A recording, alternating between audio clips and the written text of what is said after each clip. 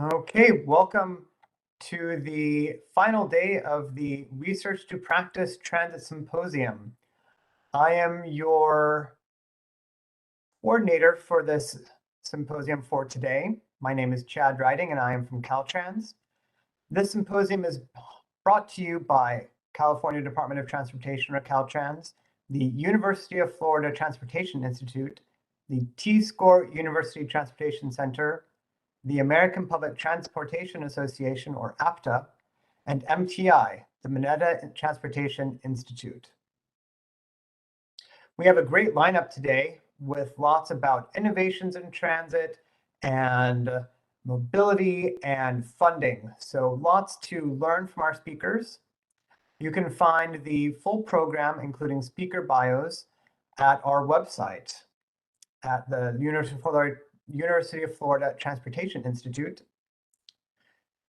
First off, we will start with a closing plenary session about transit innovations at the state and local levels in Florida with Brad Thoburn and Jessica Vargas de Saisa with our moderator Shilei Zhao, followed by a 15-minute break. Then we have a session on mobility hubs and multimodal coordination, moderated by Hillary Nixon from MTI, with Omar Atai, Matt Warfield, Adam Weigel, and Danielle Zhang. That is followed by a 30-minute break, followed by a session with Art Gazzetti, moderated by Andy Furlow from Caltrans, followed by a 15-minute break, and finally a session on America's bus stops with moderation by Andy Furlow, speakers Marcel Moran and Alva Carrasco. Thanks again to the sponsors, the California Department of Transportation, APTA, University of Florida Transportation Institute, the T-Score University Transportation Center, and the Mineta Transportation Institute.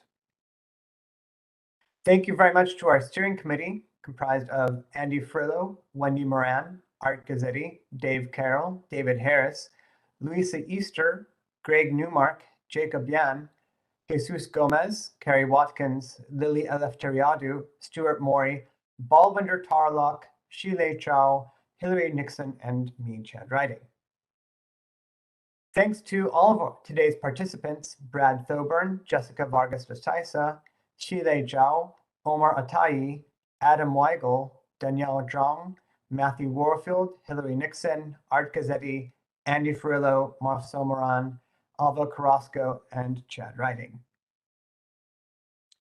For those of you in the American Institute of Certified Planners, this event is eligible for professional development credit through certification maintenance. Please find our event by searching for Symposium at www.planning.org. If there are any technical issues or you have questions for any panelists, please feel free to contact me at chad.writing@dot.ca.gov. And thank you very much. We're going to go ahead and turn it over to our session moderator, Shilei Zhao. Thank you so much, Chad, for the introduction. Hello, everyone. Thank you very much for joining the third day of our Research to Practice Transit Symposium. Today, for the plenary session, we have two speakers, including Brad Thoburn and Jessica Vargas de Saisa. So first, we will have Brad as the first speaker. As the Assistant Secretary for Strategic Development, Brad Thoburn leads the statewide transportation planning, model development, research, and innovation for the Florida Department of Transportation. Brad has experience in both the public and the private sector and has worked in transportation, planning, and policy leadership positions at the local, state, and federal levels. Brad and his team shape the statewide transportation policy framework and guide some of the state's most impactful transportation investments through the strategic intermodal system.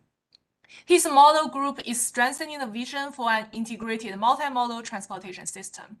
Mr. Soven previously served as the Southeast Region Practice Lead for Transit and Planning at Michael Baker International, Vice President of Long Range Planning and System Development at Jacksonville Transportation Authority, Chief Planner at FDOT, and the Director of Planning and Development for the City of Jacksonville. Brad is a long-time resident of Florida with his wife Deering and their 2 daughters. He's a graduate of Washington and Lee University. Thank you very much, Brad. Please take it away. The floor is all yours. So I'm going to talk a little bit about sort of this, maybe not as much innovation, but as a state perspective in terms of our role in supporting our transit partners as we move into, kind of the emerging new mobility and sort of evolving marketplace of mobility and the role of transit agencies in that. And so one of the things that I think is worth noting is that all DOTs kind of have different roles as it relates to different modes, especially public transportation. Some function as operators and some do not. Some kind of have hybrid roles. The Florida Department of Transportation, we're not an operator of transit, except that we do own and operate Sunrail in Central Florida, but we're in the process of transitioning that commuter rail system to the locals. So when we think about our role in supporting public transportation, it's really about building partnerships and understanding the needs of our partners. When I came to the department, one of my observations about our effort at the state level is we tended to be very transactional, very focused on providing funding support, technical assistance. We would do planning studies and things like that, but really we felt like we needed to be more strategic in terms of how we were supporting our partners. And one of the things of note is that the department, under my group, we support all of the modes. And so we have an office of transit. We also have an office for seaports, airports, freight rail, and spaceports. And so within each one of those, we have a statewide plan, but within transit, we don't. And part of that is because transit does tend to be very hyper-local and that, maybe not really a need for a statewide plan for transit, but we felt like we should have some strategy document that guides our role in public transportation. And I think as we see more regional systems and connectivity through intercity services, the need for that statewide strategy and ultimately a statewide transit plan will continue. Hold on one second. So some of the when we think about where we are today as it relates to transit, some of the things that we think are particularly relevant are, just kind of looking at over the last 10 years or so, there are a lot of factors that are forcing us to think differently about transit. And one is, obviously that we are seeing increased congestion. And as we focus on mobility, we see certain areas within the state of Florida, especially Southeast Florida, and you're going to hear from Jessica later, but they're facing increased congestion and travel times. And the reality of, you've kind of passed that point where if you thought you could build your way out of congestion, you certainly can at this point. The other thing that I think is noteworthy is that we saw a significant decline in transit ridership from 2013 to 2020, and some of that was I think we can assign various reasons for the decline. A lot of I think a lot of the industry felt like kind of emerging mobility solutions like Uber and Lyft and the TNCs were part of it. You have new mobility solutions and so forth, and really, in a sense, the industry was maybe not responding to the changing mobility marketplace. But I will say that, you know, as you kind of look at the graph that shows the decline, you can see that it started to level off, and a lot of transit agencies were really becoming more proficient in how they use technology with real-time passenger information and mobility apps and things like that, and really also started to see themselves as a part of the sort of the continuum of mobility as a service, and not sort of competing with mobility as a service. But then obviously COVID hit, and we, you know, we saw really a dramatic decline, about 65% decline in ridership overnight, literally. Most agencies are back, have recovered about 60 to 70% of the ridership they lost. But some are lagging beyond that, behind on that. And as we started to see the transit agencies recovering, one of the big issues they faced was workforce challenges in terms of providing operators and making sure they had a healthy and safe environment, and then also responding to changing development patterns after COVID. So obviously, you know, some significant challenges facing our partners. And what we decided that we would do is engage in development of the statewide transit strategy to really reshape how we support our partners. And this slide just kind of gives you a sense of the engagement. We actually did statewide listening sessions, and we actually did it with both rail and transit, because we were thinking of you know, how does we were updating our state rail plan at the same time, talking about the opportunities around intercity passenger rail and commuter rail. And so we wanted to make sure that the conversation on transit strategy integrated with our passenger rail discussion. This was really unique for us as a state DOT, and we got a lot of great feedback from our partners, and it has helped to shape our transit strategy. The vision that we're looking at as a transit office itself is, as I kind of mentioned before, able to adapt and serve the evolving needs of our customers, which are the transit agencies, and their customers, the mobility needs of our communities.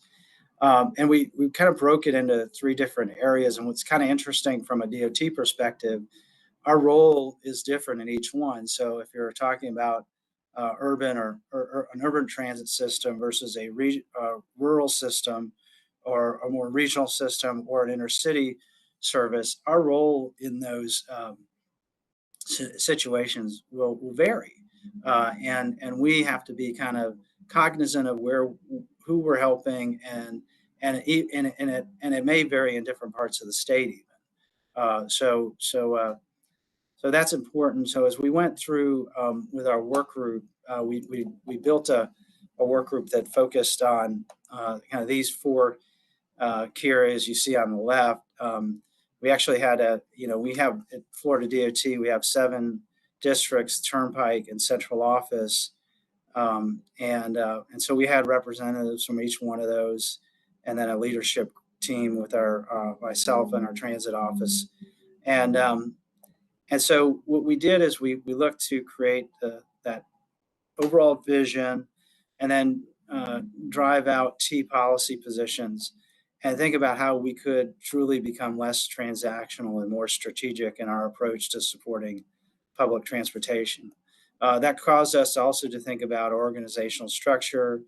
Do we have the right people in the right seats? Do we have the right skill sets? And then, of course, the partnerships is such an important piece of it, because at the end of the day, our role is to be a strong partner and help build those partnerships, but also looking at funding strategies. Clearly, with the new federal transportation bill, there are new funding opportunities that we can be looking at, and then also some different strategies about how we leverage our existing funding resources. We went through the process of looking at our existing systems. They're very different throughout the state. And then we we also, as we went through that process, we identified sort of 4 key themes that will envelop, our role moving forward. And you see those on the right. I'm not gonna list them, say them out for you, because I'm gonna go into more detail on each one of them right here. So I'm gonna start with the strengthening of core services. I think one of the things that we have to be careful about is that we kind of like to focus on what the next innovation is, sort of the shiny object, whether it's automated vehicles or advanced air mobility, whatever it might be. Or we focus on premium transit, like light rail, commuter rail type systems that are focused on attracting choice riders. So if you look at the state funding, there's a lot of resources dedicated towards attracting the premium or developing premium service and attracting the choice riders. But the reality is, most of the folks that are riding public transportation in Florida, it's a lifeline for them. And what's interesting is we lost many of the so-called transit dependent during COVID, and a lot of them haven't come back. And I think that's kind of interesting. It means that they either, were sort of borderline transit dependent, and they're struggling and trying to figure out another way to get to where they need to be, or and my experience working in public transit is there are a lot of people in our communities who we would define as transit dependent that the system's simply not serving, and we're not attracting them. And so we would want to avoid is misallocating resources to chase the choice rider at the expense of the transit dependent. And so part of our conversation at the state level is how can we make sure that we retain a focus on the core services. And so and that may mean enhancements on key corridors, ensuring that our partners are providing reliable, frequent service, better traveler information, and certain amenities that make the transit trip more desirable and serve the needs of our customers. And obviously in the rural areas, it's going to be a little bit different from the urban areas where we find more on demand. And that, as the population and development patterns shift, we need to make sure our systems are situated to provide that changing demand. So while we want to make sure we don't lose sight of the core services and our transit dependent, we do also want to look at and rethink how we develop premium transit services. And so one of the things that we're looking at is the development of a high capacity transit corridor system. There's kind of you think about it, there's a pretty good gap between core service and premium service. And it's a pretty big gap, and it's an expensive gap. And so what we want to see is how we can work with our partners to enhance key corridors that serve as the backbone of a transit system, but may not constitute a full-fledged BRT or a rail solution. And as you know, with BRT, a BRT has a level of flexibility that you can actually develop a BRT incrementally. The other thing we look at is, with our existing funding sources, can we actually be a little more flexible? Because what happens in Florida is we have a certain amount of money that's set aside to match federal funds for the capital investment grant program, and sometimes it sits and builds up, waiting for the next project to qualify. And we want to be a little more flexible, be able to leverage our resources against other federal discretionary funding opportunities, but then also create opportunities where people have a pathway to access those funds with or without federal assistance. And so, we've got, we know obviously at the federal level, there's a lot of new programs for electric vehicles, carbon reduction, resilience. We got RAISE and technology grants. And so we're going to be more flexible in how we invest our funds at the state level. The next area that we focused on was regional transit services, because we really think this is a unique opportunity where the state can have an important role. We all know that mobility needs don't mind geopolitical boundaries, but many of our systems stop at the county or city line. Our roads don't, but sometimes our transit systems do. And sometimes there's challenges with those organizations that are in place and their ability to move beyond those geopolitical boundaries. So we've seen in different areas of the state different attempts at providing regional transit services. They've got different models, different levels of success. And so depending on where they are, that will kind of drive our role in those areas. I mean, you look at Central Florida and Orlando, actually have a very good base for regional transit. They have a regional transit system. They have a regional MPO.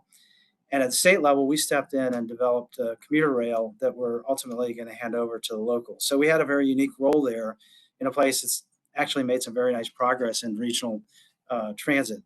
Tampa is a different story, probably. They've got a regional transit agency that's basically struggling. I think they just don't have that complete buy-in. They've developed regional plans, but not truly the regional services. And so we're going to be working with them to see how we can be supportive. You're going to hear from Jessica in a little bit.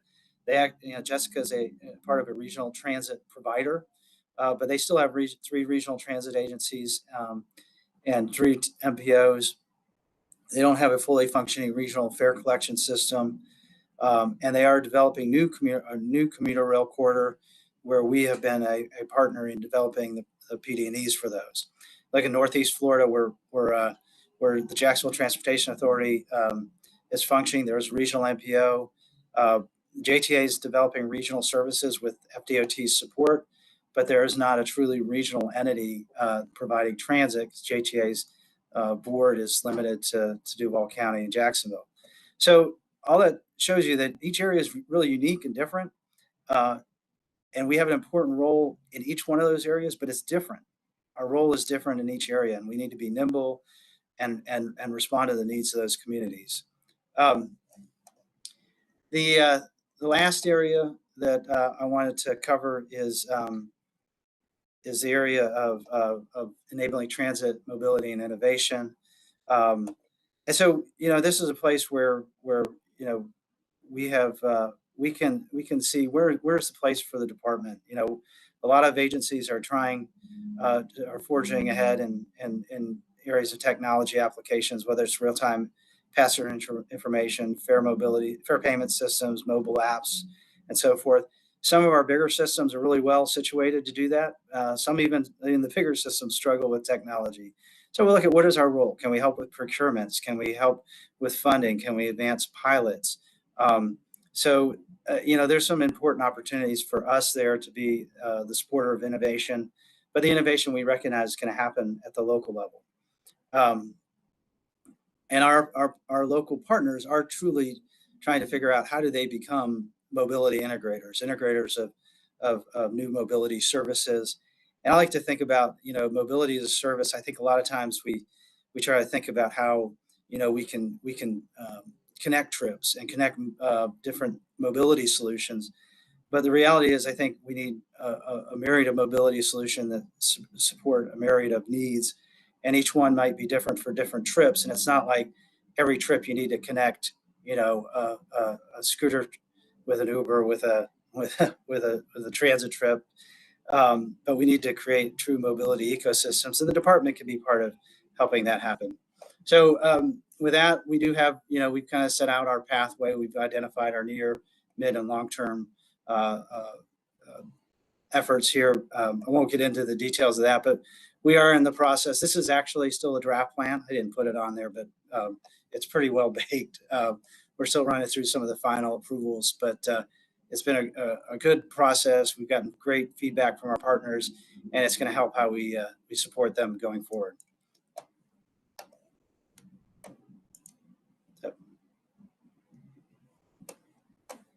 Thank you very much for the great presentation, Brad.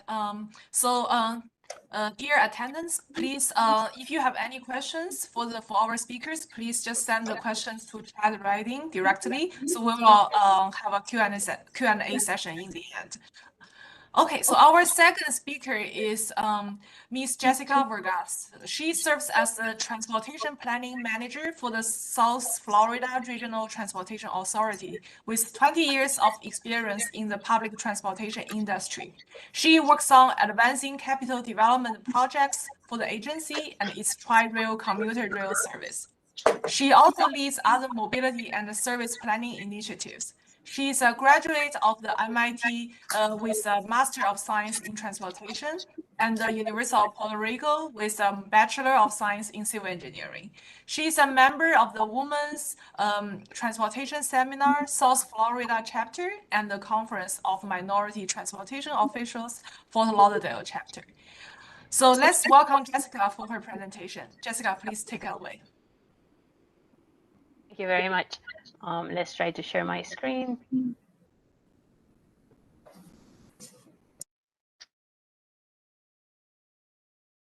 Please let me know if you can see it and hear me well. Okay. We can see the slides. Okay, hopefully now you can see the main slide. Yes, all good.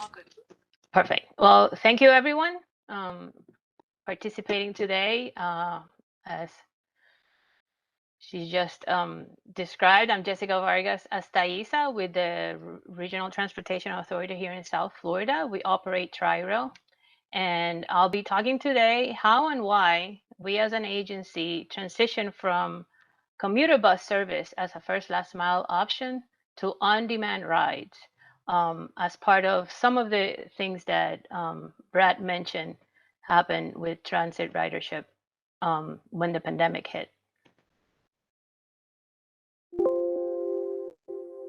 So a quick overview of the presentations. I'll provide you some background, how much more detailed explanation on the Ride Partner service, which is how we have branded our on-demand services. Then the new opportunity that we launched this year, partnering with FTA, based on an FTA grant of a microtransit demonstration project, and certainly what we have learned so far, and I'm sure we still have a lot to learn, and what's next and where we are heading with our first and last mile connections. So first, let me give you a quick overview of our system. We are the commuter rail operating in South Florida. We provide service from Mangonia Park in Palm Beach County down to Miami Airport in Miami-Dade with 18 stations, totaling servicing the Tri-County region. And as you can see in the map, we used to run 14 commuter connectors, providing that first last mile service in the region for select stations. And that service actually certainly provided the first and last mile connectivity that our Tri-Rail riders needed. It ran in a fixed route, fixed schedule base, but it was a flag down service. So anyone along the route could flag down the bus, get on, and get to their destinations. So you'll see later on how one of the first things we learned is that they were operating more as a community shuttle rather than the targeted first last mile for Tri-Rail riders.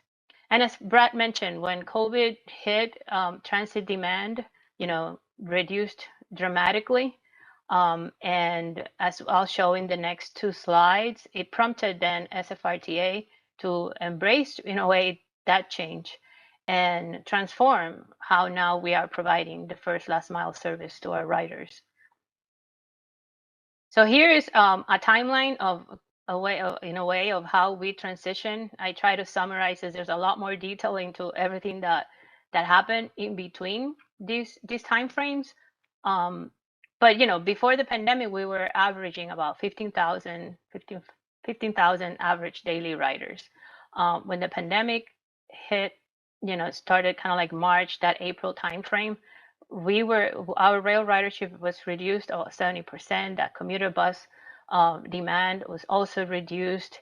And within that time, we had to also reduce service, right, to accommodate for that reduction in demand. Our train service was reduced. Less trains were put out for service. The buses, the same. Some of the buses were reduced in terms of service hours. And actually 3 routes were suspended, given they already had low ridership and low productivity. Obviously, with the reduction in demand due to the pandemic, then they were suspended. And in between that time, then the bus operator who was providing the service, their contract was going to expire on February 28th with an option of renewing the contract for 2 additional optional years. And because of all this, unpredictable, it was so unpredictable to see how the demand was going to go with the pandemic, if we were going to reduce even more service, they actually decided not to renew the contract, and our board agreed with them.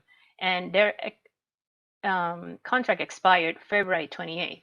So between February 28th of 2021 and then when the pandemic hit, we were faced with, when they notified us about in October that they were not interested in renewing those options. So we had some time, but not much, to then figure out how we were going to then transform our service in order to continue to provide that critical first last mile service to our riders. We'll go into much detail in the next slide, but that's how then the Ride Partner Service came about. And it started as a pilot on March 1st of 2021. Throughout that first year, we continued to evaluate it. We presented it to the board in February 2022, which then they made the decision to extend the Ride Partner Service for another year in March of 2022. And in between all that time, another layer of this was, as we were doing our homework as to how to try to find another mobility options for our riders in terms of first last mile, we applied for an FTA grant, which we were selected, and we started that service in June 2022, and that will be the second part of my presentation. We'll get into a little bit more of those details. So the next slide is just building on what I just talked about, and kind of like you can see how the train ridership, big drop, same with commuter buses, and how we have slowly but surely been recovering since then. We are now about 80% from where we were pre-pandemic. I think this slide is until July, but our latest weekday numbers are coming about 12,000 riders a day. And we were, so that's about 80% of the 15,000, so it's not bad. However, I want you to pay attention to the gap, that the reduction, I guess you could see here, between commuter buses and what the on-demand rides total right now. And you will feel like, oh, we were not serving tri-rail riders when we made that transition. Well, one of the key lessons we learned was that many riders that were using our commuter buses were not necessarily tri-rail riders. They were not accessing the train station. Since, as I mentioned earlier, it operated more as a community shuttle, a lot of the riders were using it as a key mobility option for themselves within the community, but they were not necessarily tri-rail riders. When we made the transition, we were surprised how easily people then adapted to requesting a ride and using more of the on-demand services. So don't get caught up on that decrease. If anything, keep looking at how our rail ridership has continued to go up, which is the encouraging news. So let's get into then the nuts and bolts of our Tri-Rail Ride Partner Service, which is our on-demand service program for first last mile. So we then contracted with Uber and local taxi services in each county. So those are our main ride partners: Yellow Cab in Broward County, Metro Taxi in Palm Beach County, and then Uber, who is available in both counties. It's on-demand rides, and they are free within the service zones delineated for each station, which were designed as the service area of the former commuter bus routes. We wanted to make sure that all those who were using the commuter bus routes before were included in the service area. So that kind of like it was designed on purpose to in a way mirror the commuter bus routes, but we actually expanded the service area a little bit more to more of like the ideal corridors within the service. It is considered free because the taxis we negotiated, not negotiated, their fares are established by each county. So, and for Uber, what we offer is a discount of $15 per ride, which should be within the service area. It should cover the cost of the trip, but we'll get later as to when in those cases that discount is sometimes not enough. It's obviously as on demand as a regular Uber taxi ride is door-to-door service. However, it's only to or from the tri-rail stations. So it is targeted and designed to provide tri-rail riders with that first and last mile. And people can, call the taxis to request a ride or use the Uber app to request a ride. And this is how kind of like it came about. As I mentioned earlier, it started as a pilot on March 1st. Initially, it was for 3 months. We went back to the board with some initial numbers. It was extended then until March 2022.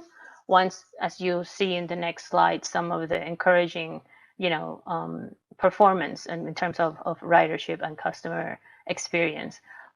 Key to this was that we were able to then contract or get into an agreement with the local taxi agencies because they were ready to start immediately. However, with Uber, getting into the Uber agreement, that would have taken a lot more time. And at the same time, the South Florida Commuter Services, which is the commuter assistance program that FDOT offers for the South Florida region, they had already approached us because they wanted to test how they, as their goal is to reduce the single occupancy vehicles in the region and attract more people to transit, how they could then offer to those who are registered in their program or anyone who requests commuter information to let them know, hey, then try rail, and if what's hindering you is how to get to the station, then we will offer an Uber ride in order to connect you.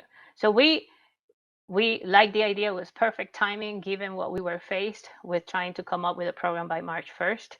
So what we did is like they already had an established program with Uber for their guarantee ride home services. So we piggyback on that agreement and we're able to then offer Uber services in the routes that we had for the commuter buses. So as we said, there were 2 or 3 routes that were suspended when the travel demand was low as part of COVID. So South Florida Commuter Services then took on bringing back those routes as on-demand rides, in addition to the other services that were under SFRTA responsibility. So we'll see here on the next slide then some of the direct marketing and promotional materials that we put out when the service started to inform our riders of the change.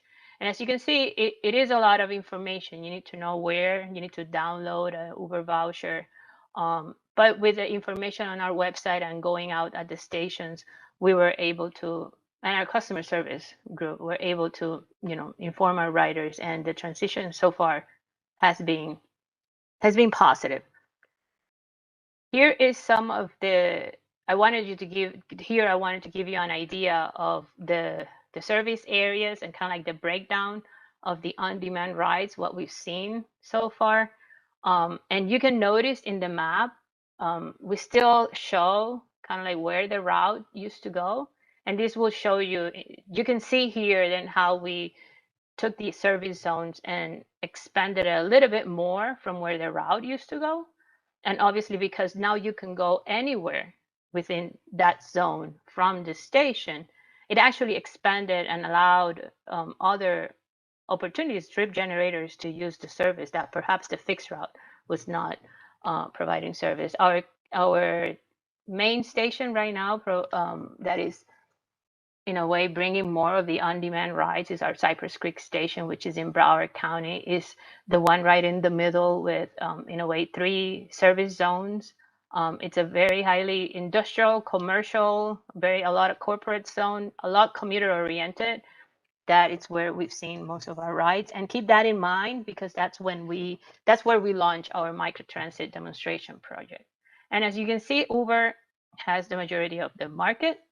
Currently, Metro Taxi in Palm Beach and then Yellow Cab in Broward has only 7%. You'll see here now how it has performed. The total on-demand rides has continued to go up since its inception in the March 2021. And the average rides per day also continue to go up. The average cost per ride, again, keep in mind that SFRTA is only paying for rides that are taken, right? So it has maintained less than $11 a ride. And the average wait time has actually been decreasing as the program had continued. Notice here, though, I want to bring attention to here the March 2022. I think you could see, and also the March 2021. When there is some driver supply issues, which are usually on big holidays, or like March, which is spring break, where drivers are more willing, prefer to go, let's say, to the airport, to the hotel areas, to the beach, then there's a driver supply shortage, and that brings either wait time goes up because there's less drivers available, and in a way, then the cost per ride may also go up. Because of that, the dynamic surging price of Uber kicks in, and sometimes then the $15 subsidy is not enough, and the rider needs to cover the rest of the fare. We'll get into more of that. And here I think is what our board it's very interested in how we transition from, you see to your left, the commuter bus cost per month, how much then we have saved with transitioning to the on-demand ride. Currently, right now, we're paying 20% of what we used to pay for the commuter bus routes. And now I think we are serving targeted and like primarily then our tri-rail riders, which is what the goal of the service and the program. So here I highlight some of the benefits of what we've seen with the Ride Partner program. Certainly, our passengers have been very satisfied with the service. We conducted an initial survey back in October of 2021, where over 70% of the riders were either said their service was excellent or good. The convenience that now they have, now it's door to door. We actually, in some cases, added service hours because the program runs from 5 a.m. to 8 p.m. That's when you are available to use any of the ride partners. And in some cases, some of the other routes were only peak hour only. So now you have pretty much all day availability to get to the station. And it has, because of the service area being larger than what the fixed route used to serve, then there is more opportunity to get to more destinations.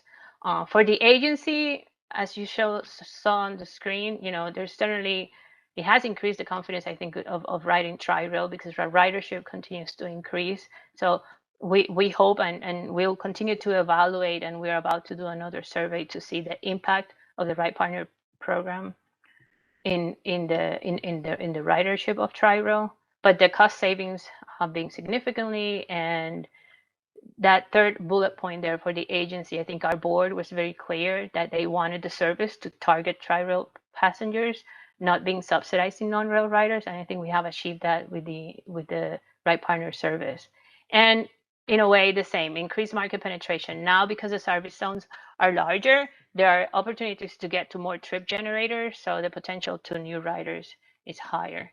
However, it comes with some challenges, right? To the flip side of the service zones, as you saw from, as I explained in the beginning, the design or the original idea was to cover the area formerly covered by the commuter buses. So that's how it started. Now, that in a way could limit demand because then we're not looking at those other areas that perhaps were underserved. But that is something that we're going to be looking at, and I'll discuss that more in the next steps slide. As I mentioned, the wait time issues because of driver supply issues and the out-of-pocket for some of the riders. Those have been some challenges.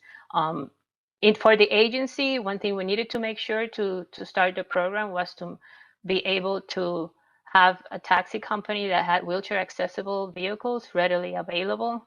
That's why Yellow Cab and Metro Taxi are who we partner with, because they had that fleet availability. And the other challenge for staff at the staff level in our case is it's key to be monitoring this service. So the amount of staff hours that have to be dedicated to making sure that the service is hitting the metrics and following and monitoring the service has been something to keep in mind as we have developed the program.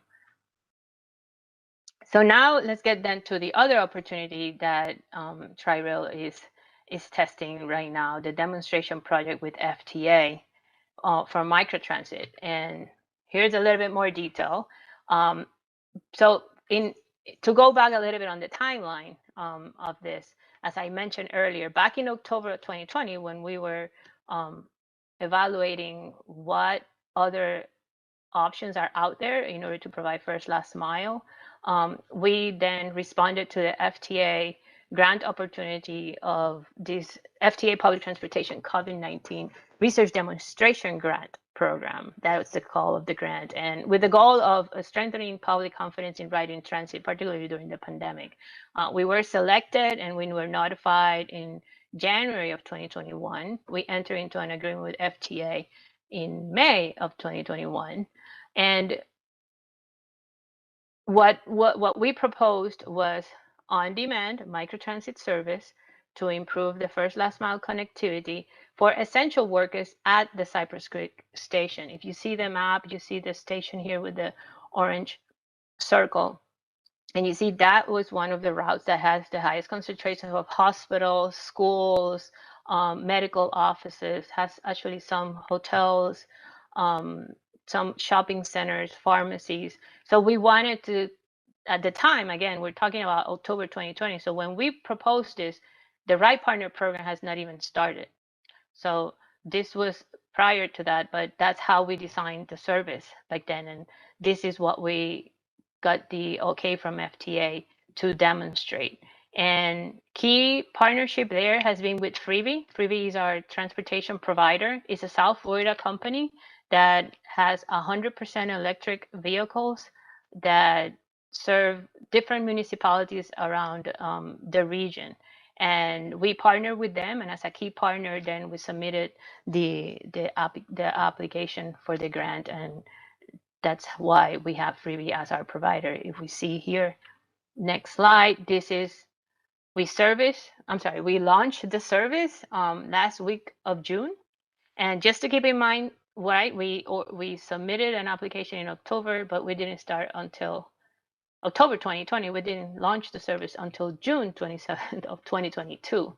So there's some time required in order to implement a microtransit service. You have to order vehicles, make sure that you have the electrical infrastructure for the charging of the electrical vehicles.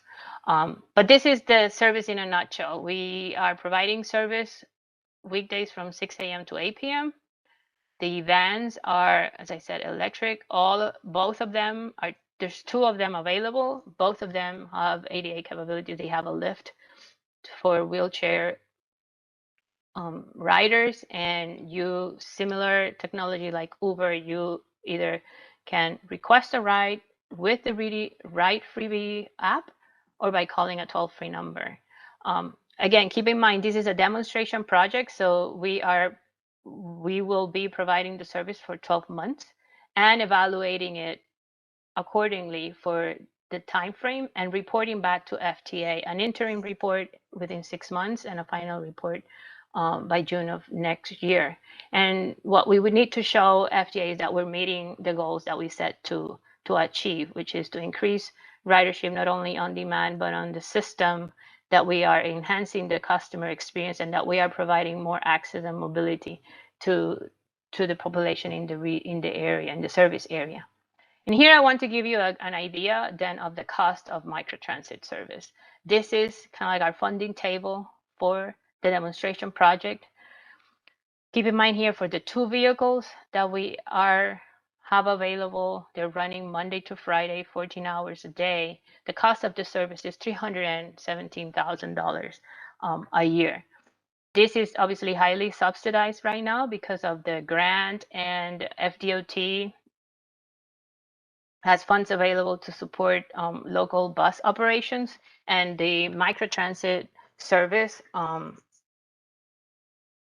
complies with those requirements. So we are able to use FDOT block grants to match the local match. So that this is how it comes to be. But notice here that the freebie cost per service hour comes out to about $43 an hour. And we were paying, when we were running commuter buses, we were paying $87 an hour.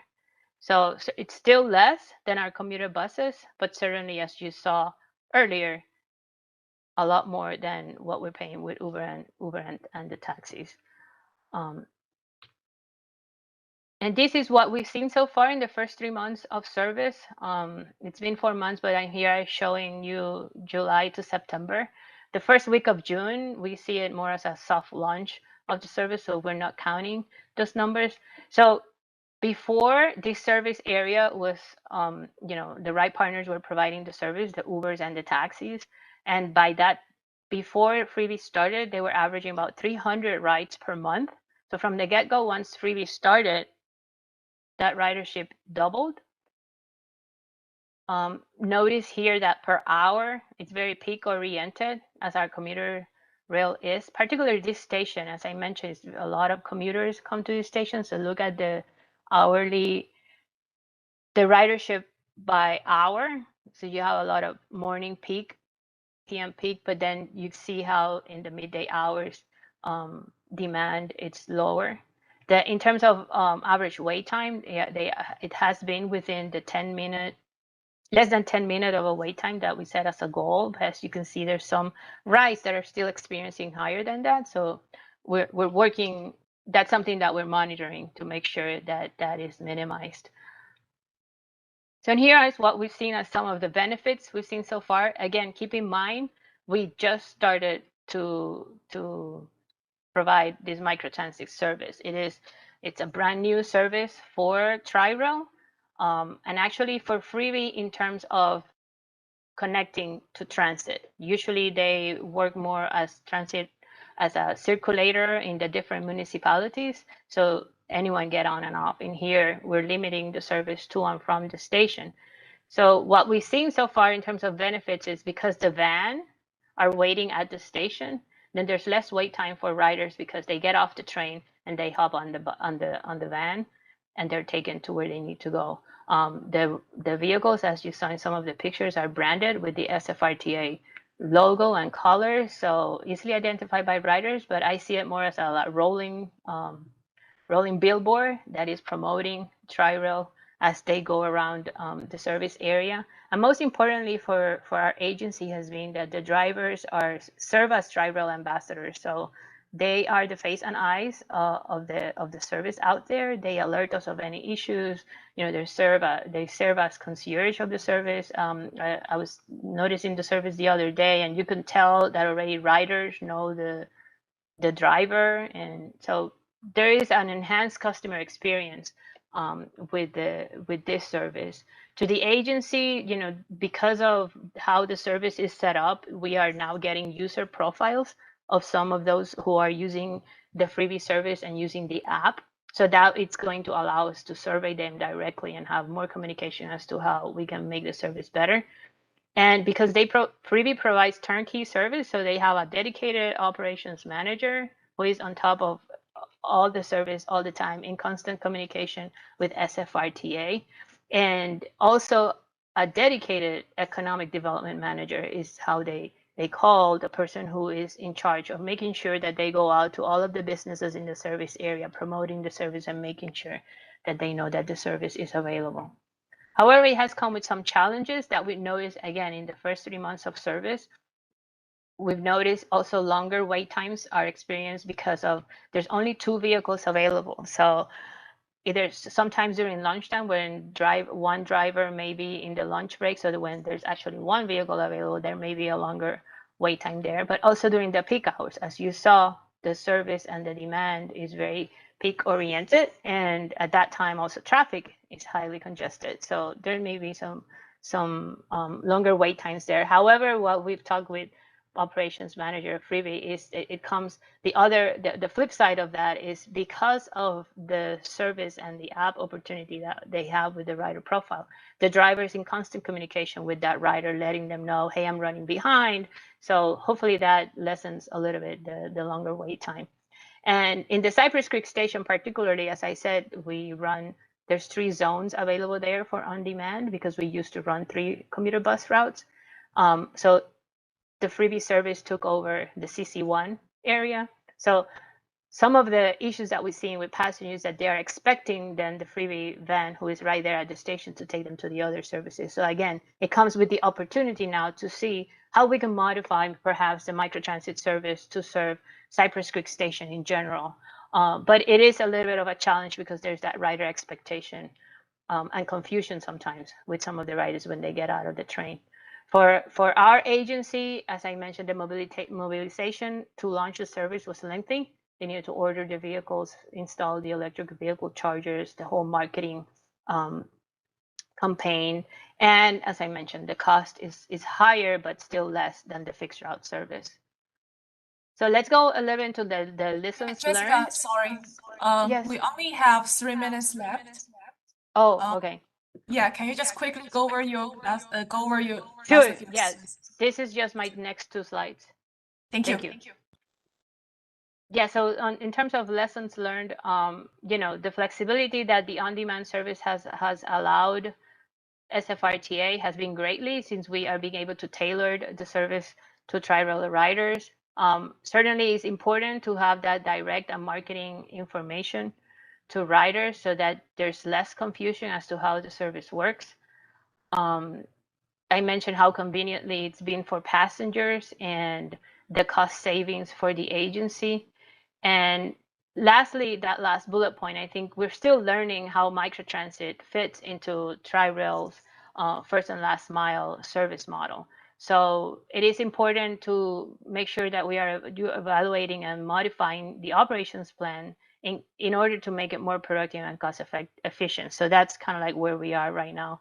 In terms of next steps, continue to monitor and market the service. Most importantly, the 3rd bullet point here, we want to enhance the partnerships that we already have with South Florida commuter services. They actually have expanded the Ubers to Tracks pilot program to 2 new stations in Miami-Dade. So we're closely monitoring that to see if that could be added as part of the expansion of the service. And certainly we need funding to continue the service. This is then just my last slide here about where we see us going right now. This is the first last mile connectivity that we have at the stations, and we hope to then serve all of the stations. So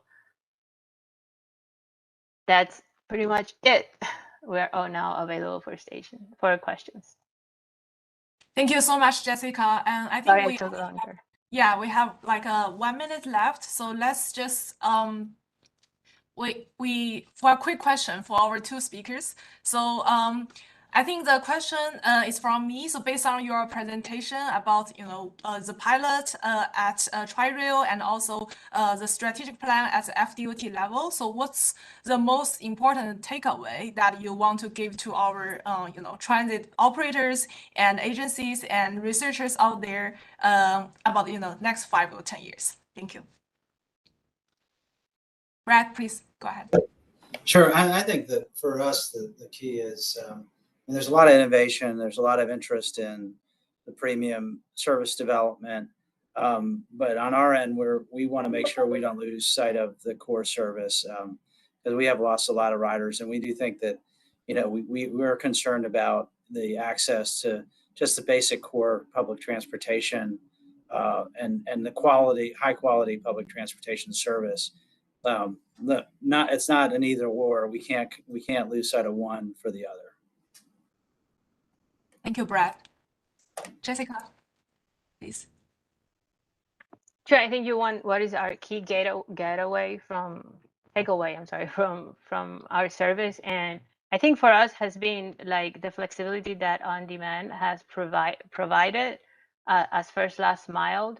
I think we are now providing a more direct and convenient service to our riders. However, I think, as I said, key is monitoring and evaluating how that is coming to be. So right now, for example, with our microtransit, which is a new offering of a ride partner service, it's new to us, new to the transit provider as well, for the transportation provider. So seeing how we can tweak, perhaps have more time to demonstrate if it's feasible in certain different operations plan.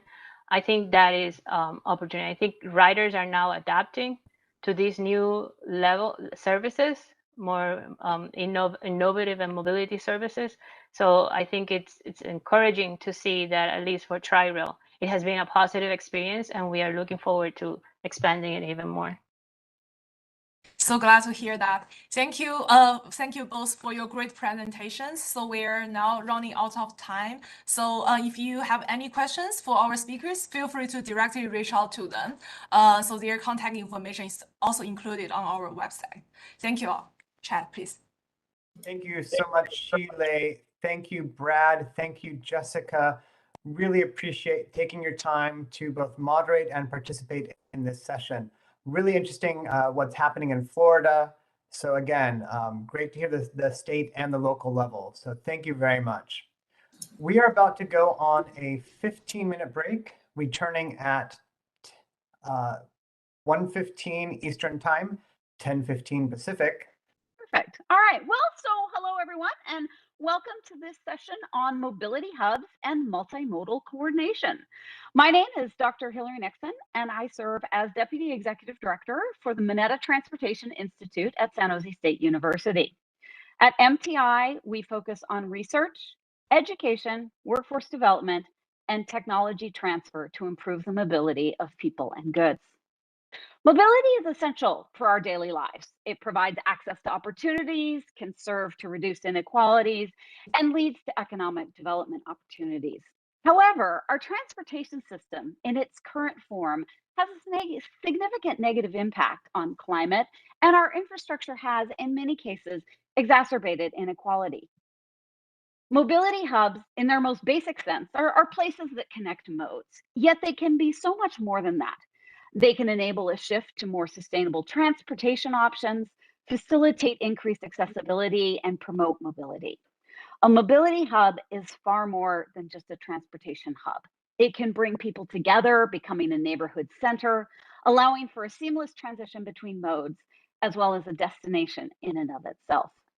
I am so excited for today's speakers and discussion. I'm going to take a moment to introduce each individual, and then we will jump into our conversation. It gives me great pleasure to introduce Omar Atayi, who is a senior engineer for the San Diego Association of Governments. With over 25 years of public and private sector engineering and project management experience, Omar's primary role at SANDAG is to manage capital improvement projects and provide technical assistance to a wide range of planning department initiatives. Currently, he is the project manager for the Central Mobility Hub project, which we will hear more about shortly. Also joining us today is Matt Warfield, new mobility planner with the City of Boston's Transportation Department. He oversees a range of programs, including Recharge Boston, Boston's zero emission vehicle program, CarShare Boston, a public-private partnership increasing access to car share vehicles, as well as the Go Hubs pilot program, Boston's version of the Mobility Hub. Prior to working in the field of planning and transportation, Matt spent a decade in the nonprofit world addressing issues of homelessness and poverty. Our third panelist is Adam Weigel, Transit and Parking Manager for the City of Lawrence, Kansas. He manages Lawrence Transit and works closely with the University of Kansas Transit System to coordinate services across the city. There's a lot going on that is transit related in Lawrence. Within the next year, Lawrence Transit will open a new central transit station after 10 years of planning, complete a major redesign of the bus route network, deploy 7 battery electric buses, add micro-transit service, Sunday service, and go fare free. A ton going on in Lawrence. Adam is going to be able to talk about these initiatives and more. We also have Danielle Zhang joining us on today's panel. Danielle is a contract manager and landscape associate for Caltrans. She has more than 30 years of experience in both the public and private sectors here in the US, as well as internationally. She is a visual artist who specializes in black and white photography of built environments and is a commissioned mural artist as well. She's deeply engaged in professional service, serving on a number of boards, including WTS, the International Chinese Transportation Professionals Association, and Balboa Park Committee of 100. In 2021, she received the WTS San Diego chapter's Rosa Parks Diversity Leadership Award. So let's get into our discussion. So Omar, we're going to start with you, and I'd love to have you lead us off. And I'm wondering if you could kind of walk us through what a mobility hub is, the advantages, challenges of making them a central part of the transportation planning process, and ideally, if you could connect this to the experience in San Diego and the work that you have been doing there around mobility hubs. Yeah, thanks for that. I think you touched on a lot of it in your introduction, but a mobility hub isn't as simple as just citing a couple services at a transit station. At Sandag, we're really trying to think much bigger about how, we can provide a lot of travel options, safe streets, connectivity, supporting technology that can be spread across communities to get around easier. We look at it more as a whole community comprising a mobility hub than specifically at the station. And so some of our basic goals of a mobility hub includes helping people connect easily to and from, making short trips without relying on a car, creating spaces where people feel comfortable and respected as they travel from one part of the region to another. Some simple mobility options could be providing, features like complimentary Wi-Fi or mobile device charging, public art, all things that you can kind of add to a mobility hub. We also look at dedicated bike share parking corrals to kind of keep the area clutter-free, partial delivery lockers to kind of consolidate trips and pick up packages on your way in or out, or mobile retail to kind of provide those extra services. As far as challenges, I mean, there are plenty of them, right? But political challenges are something that we're working through and showing the value of mobility hubs to our stakeholders and other agencies. As an engineer, I'm always thinking about physical constraints, like what's the available right of way, or the utility conflicts. All those things can be impediments to kind of implementing complementary infrastructure and technologies. And then timing of each piece, ideally we want to implement it holistically and not piecemeal because we want to get the full benefit of the mobility hub. And then last but not least, it's really making the mobility hub intuitive for visitors, just as intuitive for visitors as it would be for locals. So we want to make it so that, first timers feel like they're at home in this new city by providing things like good wayfinding or ambassadors, information kiosks. All those things kind of make it easier to navigate a mobility hub. Great. Thank you so much, Omar, for kind of walking us through that and talking about some of the experiences in San Diego. And I'm sure we're going to get back into a little bit more about the San Diego experience in a little bit. So let's move now on to Matt. And Matt, we've already heard a little bit from San Diego. We know that there are prominent examples of mobility hubs. Can you talk to us about Boston's Go Hubs pilot program? How you see that program evolving in the future? Kind of walk us through that experience that you've had in Boston. Absolutely. Thanks, Hillary. And forgive me, I'm home with a very sick kid, and so you might pop in and interrupt occasionally. So here in Boston, we launched a pilot program. It's probably been about 2 years now in East Boston called Go Hubs, which was our version of the mobility hub, and it's very much neighborhood focused, with the idea being that we see 3 different types of a mobility hub. You sort of have the gateway, which is the main kind of transit station mobility hub type space, and then you have sort of a square, which is a known public space within a neighborhood where people might already gather, or there might be a commercial center, and then you have sort of the points, which are off in the neighborhood. Which might be, within a dense residential area where a bike share station is or something. With the idea being is that it's about making it easier to connect within that neighborhood between these different points.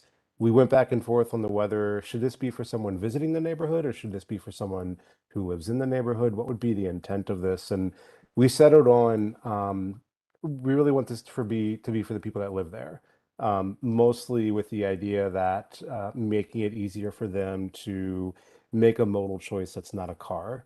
And East Boston's interesting because even though it is a fairly small geographic region, it's designed, it's sort of on its own on a little island away from the rest of the city, but people use cars a lot there, even to go very short distances, just because of the way that things are laid out, the streets and everything. So we wanted to see how this would impact that. I mean, so it's been up and running for 2 years. We've learned some things throughout this time. Generally, what we found to be interesting was that when we've gotten feedback through surveys, and I think the interesting piece is that the transportation part of it, the piecing the bike share with the bus stop or the transit stop, and maybe car share and maybe a Uber Lyft pickup drop off zone, those pieces are fine, they're there. But really what people want to see is they want to see place. They want to see placemaking and art and things that make a space stand out, which, you know, we lacked a little bit in our pilot program just because of the limited funding and the way we were approaching it. But it's interesting to see that yes, people appreciate the combined transportation, but they would more so want to see interactive, exciting public places. Great. Thank you so much, Matt. And I think we're going to get back to that idea and delve more into placemaking and that experience with the community in a little bit. Let's welcome Adam. And Adam, you know, I want to kind of get your experience, your perspective coming from Lawrence. You know, maybe walk us through a little bit more kind of your perspective on what a mobility hub is, and maybe introduce us to some of the initiatives that are taking place in Lawrence. You know, from your perspective. Sure. So Lawrence, Kansas is a much smaller town than some of the folks on this call. So we're a town of about 100,000. That drops to around 80,000 when students are out of session at the University of Kansas. So smaller community where we don't yet have some of these pieces that have been talked about yet. There was a bike share system for a short amount of time here, but we don't currently have bike share, scooter share, car share, some of these other elements that you would add into mobility hub type spaces. So I do think some of that will come back or we'll move into those spaces. So we're trying to set ourselves up well from a transit perspective. Some of the things that Omar and Matt talked about with placemaking, certainly for the last 10 years, you mentioned we've been doing some planning for our central transit station. Because that planning has been going on so long, prior administration was very reluctant to do bus stop improvements. And we have, out of our 400 bus stops in town, we have somewhere in the neighborhood of 50 of those that are not yet improved, and community members are putting out plastic furniture, self-built wooden furniture as this response to city government not taking action. So in my role, started here about 3 years ago, we've tried to take ownership of that space and leadership of that space, recognizing that not enough has been done, but we are incorporating a lot of art. We're pursuing grants that let us work with, in our community, indigenous populations to help create some of that art so that people feel more connected to bus stops in particular, in a way that doesn't shy away from the fact that we haven't done the work, but now we're trying to be very intentional about that work. So those bus stop spaces are becoming ones that can very easily transition to a place where people want to see those next elements. When there is bike share and scooter share, people will be ready for that. When there is something like car share, I think people will be ready for that. Great, thank you so much for those initial thoughts and the perspective from Lawrence, Adam. So let's bring Danielle into this conversation. So Danielle, you bring a wealth of international experience to this panel, which I think really is kind of a nice complement to some of what we've heard about from our colleagues already. And one of the things that we wanted to talk about with you was about overseas shared ride transportation, and how overseas shared ride transportation such as Zimride inspired app-based ride hailing, and more recently kind of connections to microtransit services provided by transit agencies in North America. And I wonder if you could talk to us a little bit about how these services compare and contrast, as well as what some of the lessons are learned. And I know that you had some slides that you were going to share, so hopefully we can get those up on the screen. Yes, thank you, Hillary, and thank you for putting this together. This symposium, I think, is very important, and I heard everybody else thoughts here. So I think that's all valid, very important. It is a collaboration effort. I've been lived in so many metropolitan areas around the world. So I like to touch base about micro-mobility or micro-mobility hub, what that meant to me. And with my overseas experience, I'd like to make example. For instance, I live in Sydney, Australia for 3.5 years, and I've been taking the train from my neighborhood to travel to North Sydney, which is my office is. And I have this profound, experience how the public transit works, how the mobility hub works. This is a way back. It's improving even more now, but back then I remember I can read on the train, I can do crochet, I can do crafts, and I can do all kinds of things on the train. But when I leave the train, go to North Sydney train station, I still remember you have staircase, you go down through the tunnel, and you came back up to this mega city, right? But through that tunnel, which is kind of the hub, the center of the mobility itself, is you can drop your dry clean, you can pick up a flower on the way, say to show your wife or your husband your love, or you can pick up groceries, you can get the pastries, you can grab a cup of coffee before you came up the tunnel to go to office to start a day of work. So I think that's such a good example. And also, one picture worth 1,000 words, right? So this experience was being embedded in my memory, and that's the experience I like to share with here back to North America, or specifically back to San Diego region, which is I consider my home now. So as I said, thank you. And I do have one slide I'm going to start with this, my idea how to share about my international experience. So let me share my slide.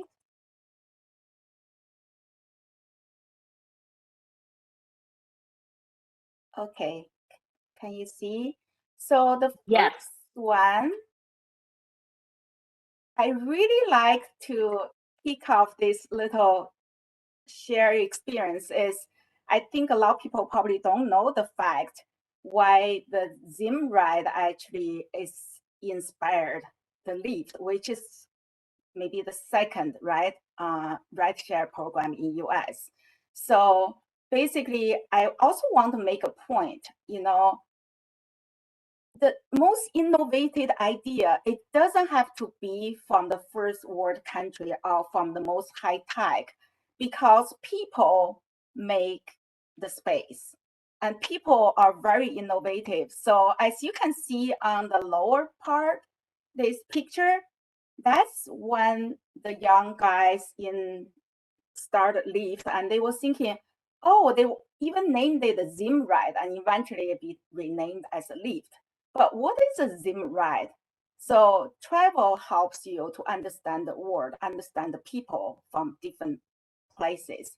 So in Zimbabwe, because the population, the poverty, so they have this called the Zimbabwe Kobis. So it's basically a mini bus concept. And same thing, other part of the world. When I was in Canada in graduate school, I take a shuttle bus every night because I don't have my own car to leave the central library to go back home, and they do around this little university town called Guelph. And then when I was working in Hong Kong, I take a train. Right at train station, they would have a shuttle bus, basically just transport the working force from the public transit to their individual living arrangement. So I think it's very interesting, how we can do this.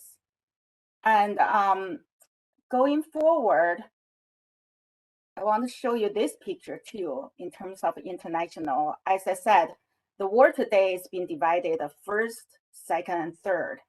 And each world have their own way how you should compromise the people, like take people from home to work, take people for recreation purpose, and build up the speed. Really it's a time saving, take public transit.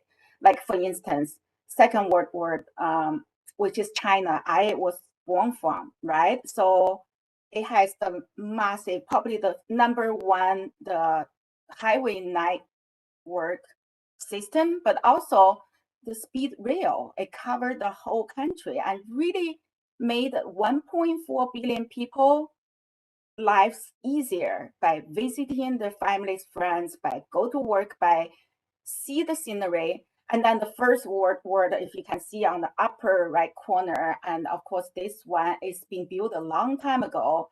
And it's really for recreation purpose in Switzerland because people love to ski there. And how you can get on the top of the Swiss mountain to ski down. So they have this one in the Highlands, Switzerland. It's been operated forever. And then you go back to the third world country world. I'm talking about Zimbabwe, which I personally visited. So I felt very connected to that community. And they had this called freedom train in Zimbabwe. So they take workers from the countryside and to drop them in Harare, for instance, right, in the capital.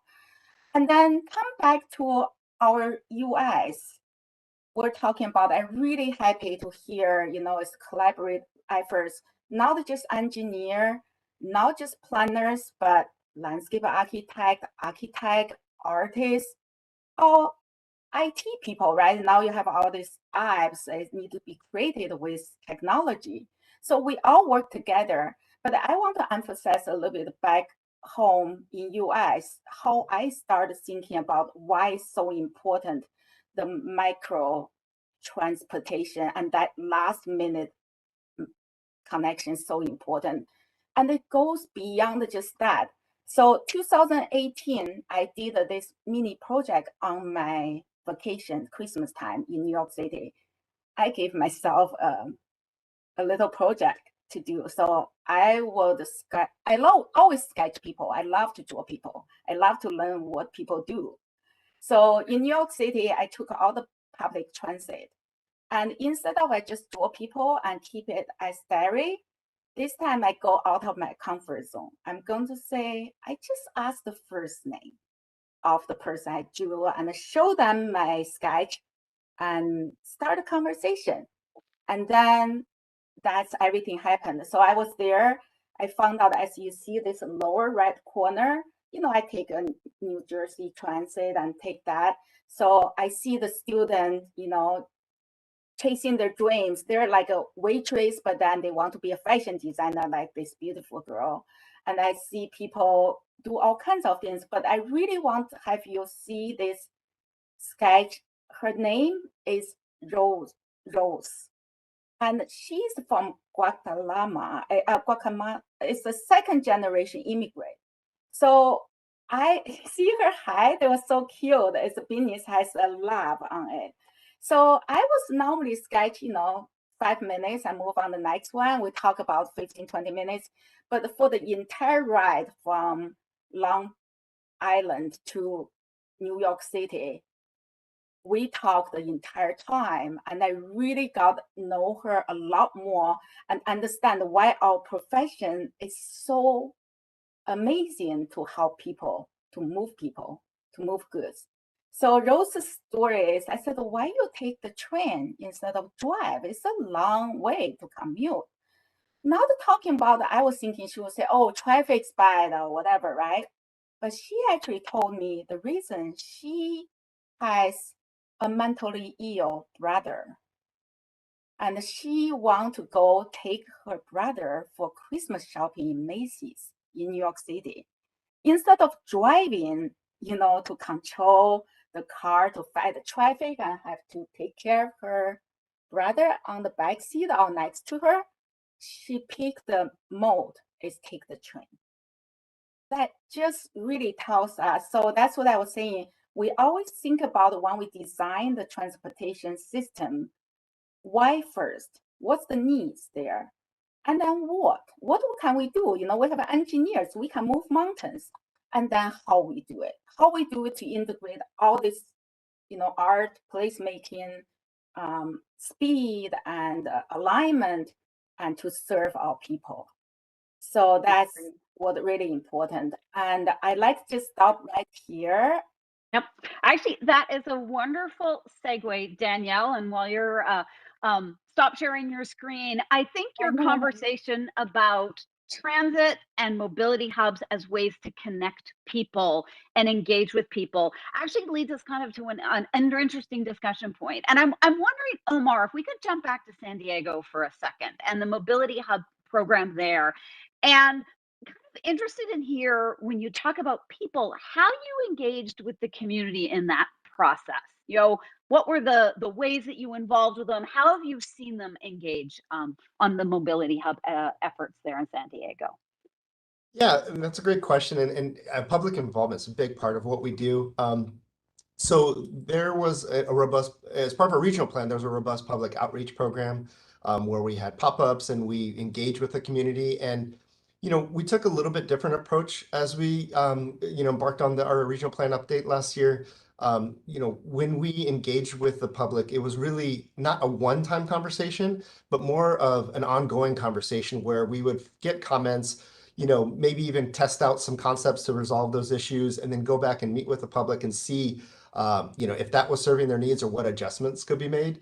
We also did kind of the traditional things of surveys and various public outreach through social media and social pinpoint and those types of things to kind of engage the public and really understand what they wanted to see. So, it was kind of a broad-based approach, but I think we got really good returns on it. And then one other thing I forgot to mention is we also did kind of an app-based household travel survey where through your phone, you would log your trips in every day and you would describe where you went and how, and it really helped us understand the data behind why people were choosing where they were going. It really gave us a lot of good information and insight to help us plan around that.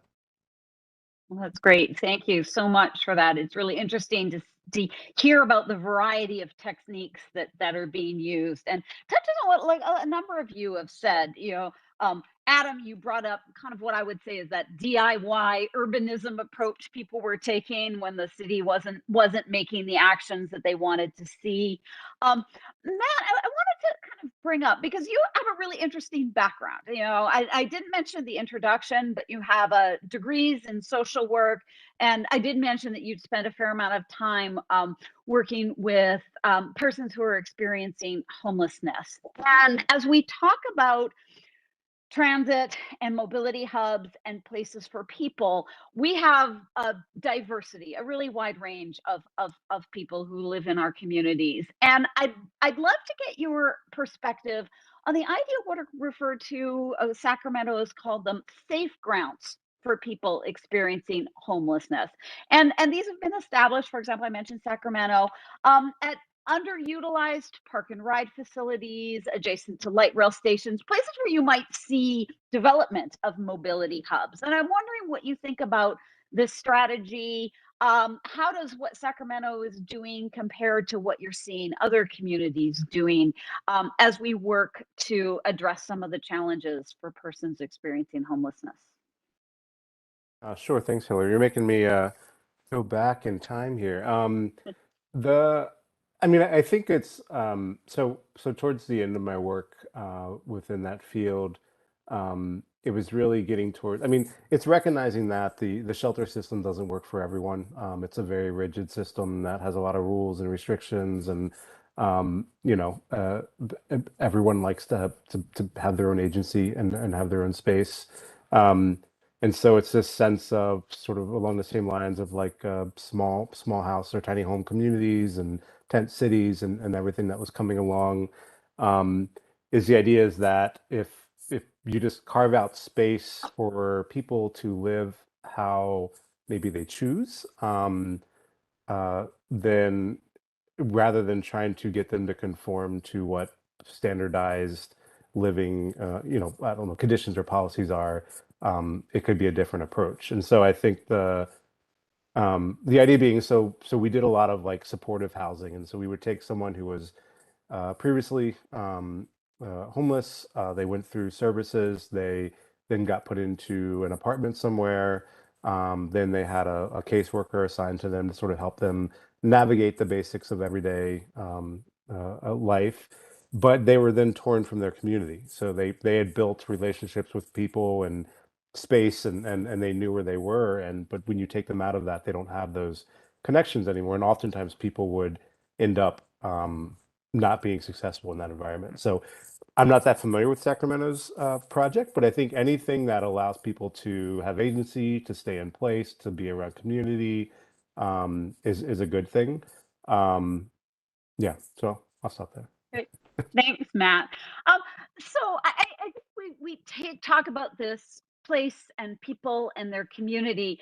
Adam, you're in a really unique situation in Lawrence. And as someone who works at a university myself, you have students who are very much transitional. You know, it's a college town, and you talked about the beginning that once the students are there during the academic year, population swells, and then when they all disappear, or they may not necessarily have that same agency because they might only be in the city community for 4 years or so while they're working on their degrees.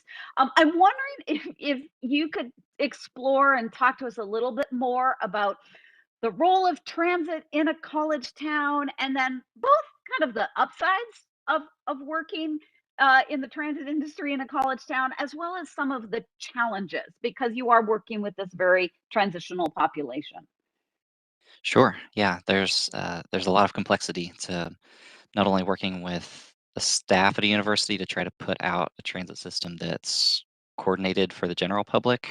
We have done, far before I arrived here, there's been a lot of work done to make the university system and the city system feel like one. We coordinate one single website. We have one set of printed materials. So there's efforts in that way. Universities are helpful in communities like ours because they tend to force the conditions that create good transit. So parking is a challenge on campus. Parking is expensive on campus. So we have a lot of people who are using transit because it is the most convenient thing or affordable thing to use. We have a lot of international students who come and are ready and willing to use transit as a normal part of daily life. We don't have to convince them that transit is a normal part of daily life. So there's a lot of benefits from a user group that is invested and is using the system daily. There's a few different challenges. A big one would be trying to make the system feel normalized over the course of a year and not as much ebb and flow when we're broken for summer semester and for winter break, which is a month long. Those can be challenging times for community members who are not students, but they rely on off-campus student routes, for example. Trying to make our system feel like it has some consistency over a 12-month period, even if it needs to ramp up for 2 4-month periods. That can be a real challenge. Another big piece that is a challenge is just the nature of a university environment. On the staffing side, there's a lot of promotions from within. There's a lot of reliance on what has been done in the past and a lot of reluctance on best practices. They very rarely would hire somebody who comes in from the outside with transit planning or urban planning experience. So when we are working with those folks and trying to do the best thing we can for the community at large, it can be simultaneous education, some amount of trying to argue for a certain future that is different than today's future, and maybe feels less safe to an environment that can be more conservative. So those are some of the pros and cons of being in a college town. Great. Thank you so much, Adam. And I've heard there is a phrase that has been said, I think, by every one of you as we've had this discussion. You've talked a little bit about the experiences in San Diego, Lawrence, Boston, and this is the idea of placemaking and art. And Danielle, you bring this design and artist perspective to much of the work that you do. And when we think about mobility hubs, so these places where we're bringing modes, we're bringing people together, we're creating community in neighborhoods. And how do you think station art, placemaking helps attract riders and improves the experience of using transit, making it this really neighborhood, vibrant center place where we're coming and going and connecting? Thank you so much for that question, Hillary. And it's really dear to my heart because I love to advocate for art and culture. It's essential for build community. So placemaking, of course, is one of it.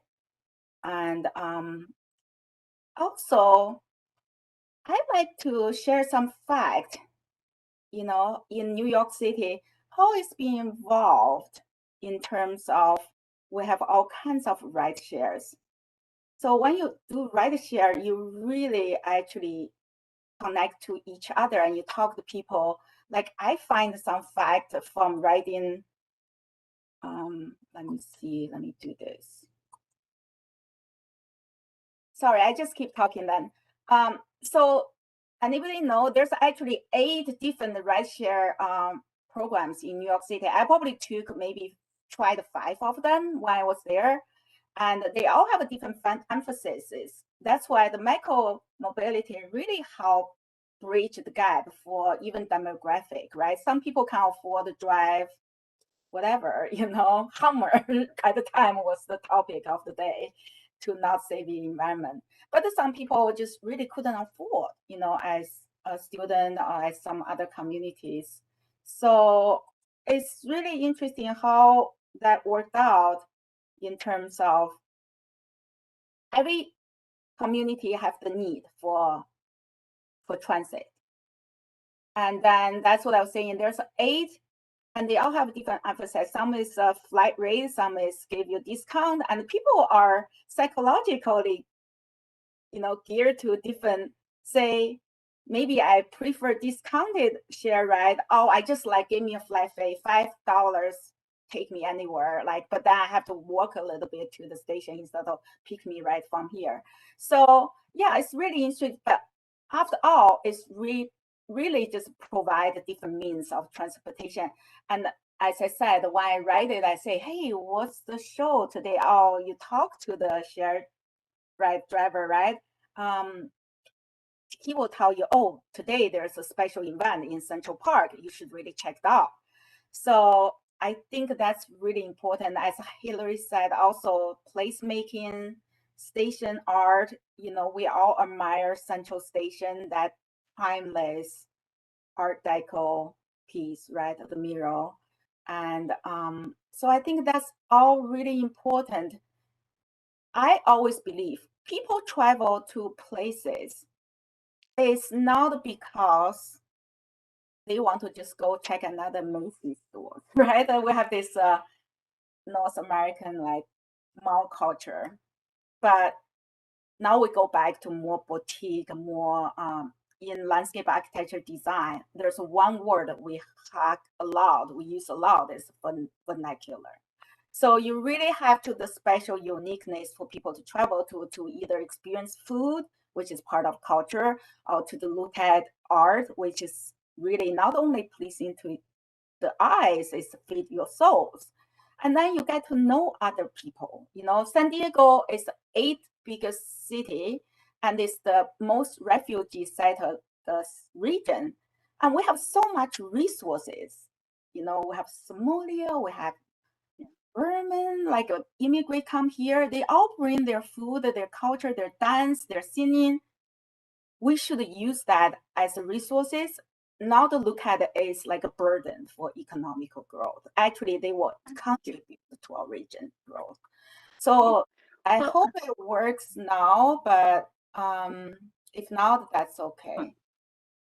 Well, thank you, Danielle, for that perspective that you bring. And actually, you talked about San Diego. So Omar, I'm going to jump back to you because you do have this incredibly diverse region. You also have a region of the country that developed more later on. You don't have the advantages of some of the historical connections that a place like Boston or New York City would have. So you're in a situation where you're converting existing facilities for these mobility hub experiences. And then you're also having kind of overlay transit-oriented development, this multimodal coordination on what is, to be honest, more of an auto-dominated land use. I wonder if you could talk a little bit about kind of the technical aspect of how you've done that in San Diego with your mobility hubs. Yeah, no, you're really spot on in terms of development. San Diego's development probably happened primarily, in the 60s, 70s, and 80s, and that's, if we all remember, is a very auto-centric time. So all of our infrastructure is really designed around the car, and to a certain extent it was sustainable, but now we're getting to a point where, like Danielle mentioned, the eighth largest city in the country. So really struggling in terms of like becoming that sort of that big city and acknowledging that. And so it's challenging to kind of weave in mobility hubs into existing infrastructure that's not really designed around it. So, when you talk about like managing curb space or adding facilities and the limited use of right of way, and I'll weave in a little bit of what we're trying to do with the Central Mobility Hub, is a prime example, where right now the airport is expanding. They expanded Terminal 2 and now they're expanding their Terminal 1. So they're going from 25 million passengers a year to 40 million passengers a year. And there's only one really good way to get to the airport, and it's down a congested arterial road, which everyone drives to the airport. And, as you can imagine, that's congested during peak hours, and it's not really a sustainable way to get to the airport. So what we're trying to do with our Central Mobility Hub project is, weave in a transit option. And that's pretty challenging when you talk about existing utilities. There's a large storm drain. There's the city's main sewer line that goes through there. How we connect to the airport is quite the challenge amongst all the competing interests within an existing downtown area. And really, what our goal with our project is to do two things. One is provide an alternate means to get to the airport that really moves people efficiently with a people like mover, or even the trolley is an option to connect to the airport. But also, we'd like to create we don't have a Grand Central Station, and so really we're looking to build a mobility hub, a massive mobility hub in downtown San Diego, where we can bring all the modes together, whether it's bus, whether it's active transportation, obviously is a big piece of it, whether it's intercity, rail, bring all of that into one location, have all the great things that you've seen at all the other massive mobility hubs, provide that as well. Transit-oriented development on top of that, and bring it together, and then connect that to the airport. So the project's aiming to do two things: is providing a transit access to the airport to relieve congestion in the future, but then also bring all the modes together in one location and provide that access for everyone. Great, thank you. It's exciting. I actually used to live up in North County in San Diego, so hearing about these changes are just phenomenal. But we're coming close to the end, so we probably have time about one more question that I think I'd like to pose more generally to the panelists. Although, Matt, I think I'm going to start with you, because you have this pilot program in Boston, the Go Hubs program, and as an academic, I am always interested in kind of the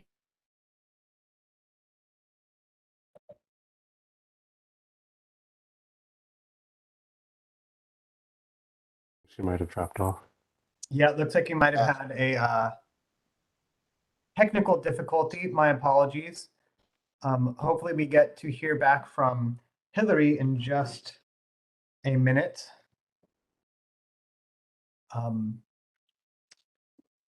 It is the benefit of having live events is that anything can happen. I'm happy to jump in and fill the Yes, space please with do. some thoughts that I have from. So when you asked the question about kind of digging out my past around homelessness and sort of what Sacramento's doing, it popped into my head. One of the things that with creating mobility hubs and creating spaces and placemaking is this concept of who is space for.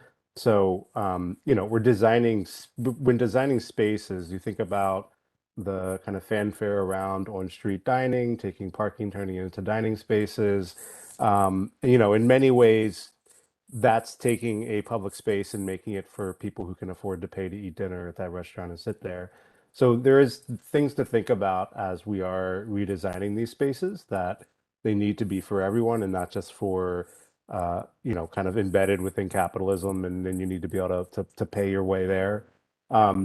And I think it goes to the piece of universal basic mobility, which has been around for a while, but the idea that everyone has a right to movement, regardless of your income level or who you are. And I think here in Boston, we've taken interesting approaches because we have several free bus lines. Our bike share system is a public service, so we, during the pandemic and during other times, we're able to make it completely free. We had a big shutdown of one of our transit lines, which moves about 110,000 people a day, and we were able to quickly deploy a shuttle service to replace it, all free. Whereas most of the times mobility hubs are often public-private partnerships, and the private partners aren't always on board with providing a free service. They're there to make money, and so it's a balance between being a public agency and serving the public and serving everyone, and then also working with these private transportation providers. That's all I want to say. Right. I like to see if I can share my screen again for the second time. Can you see it? We just see a blank screen. And How about now? now we can see it. Yeah. Okay. I like to jump in because I didn't have the visual aids to talk about my point in terms of this whole urbanization movement, right, here in North America and in San Diego region. And I use the example because as Hillary, when she introduced me, I had some jeweled artwork in the museum, and there's one I called St. Patrick's Cathedral in Twilight and in New York City, because then I have this thought, if you can read it, but I read it to you, is in search of past and contemplating of future as a visual artist, which is my work. And I look at this majestic church, right? In the old days, if you go to Costa Rica or whatever other countries, still church town center is a gather place for people. It's a community building. But now back US, we have skyscrapers and population on rise in the big cities.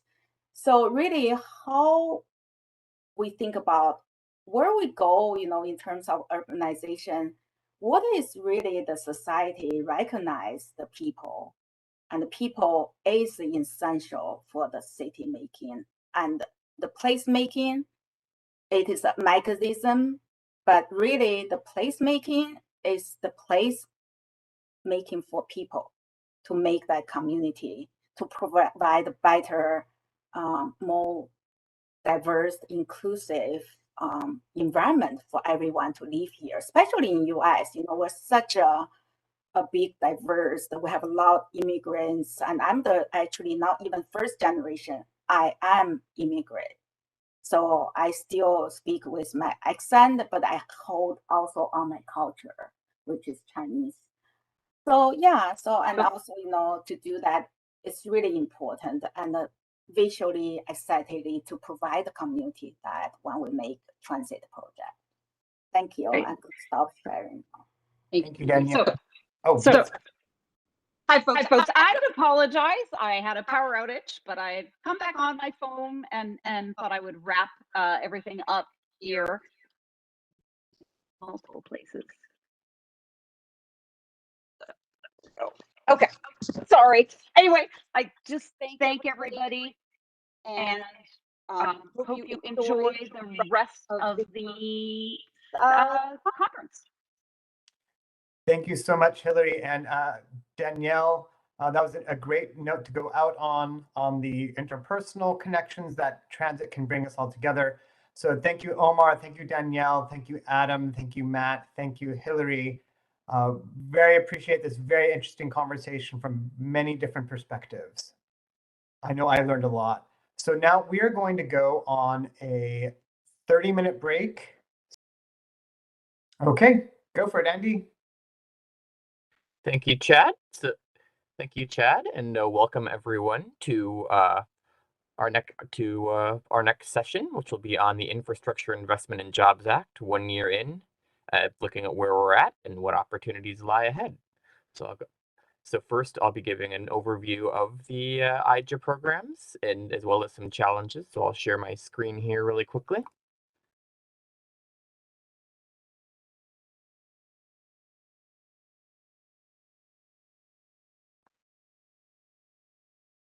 And yes, so as I said, this presentation is on, we're looking at the Infrastructure Investment and Jobs Act, which was passed back in 2021.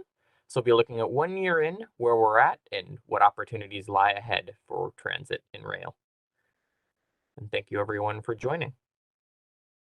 So first, I'll be providing an overview of IIJA public transportation and intercity rail programs, as well as some of the key challenges that affect implementation of those programs.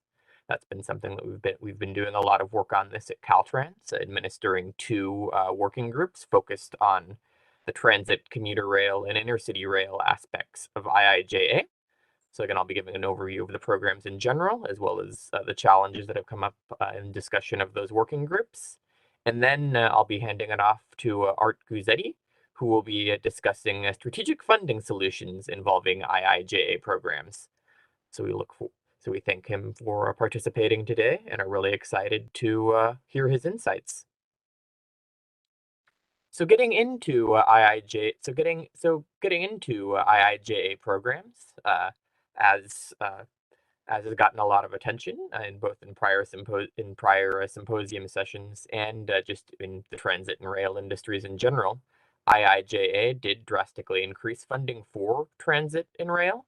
And here, looking specifically at transit and commuter rail, you can see how much both discretionary funding for discretionary programs and formula programs increasing by approximately $4 billion each year from fiscal year 2021, which is still under the previous FAST Act, to fiscal year 2022, when the Infrastructure Investment and Jobs Act, or the Bipartisan Infrastructure Law, took effect.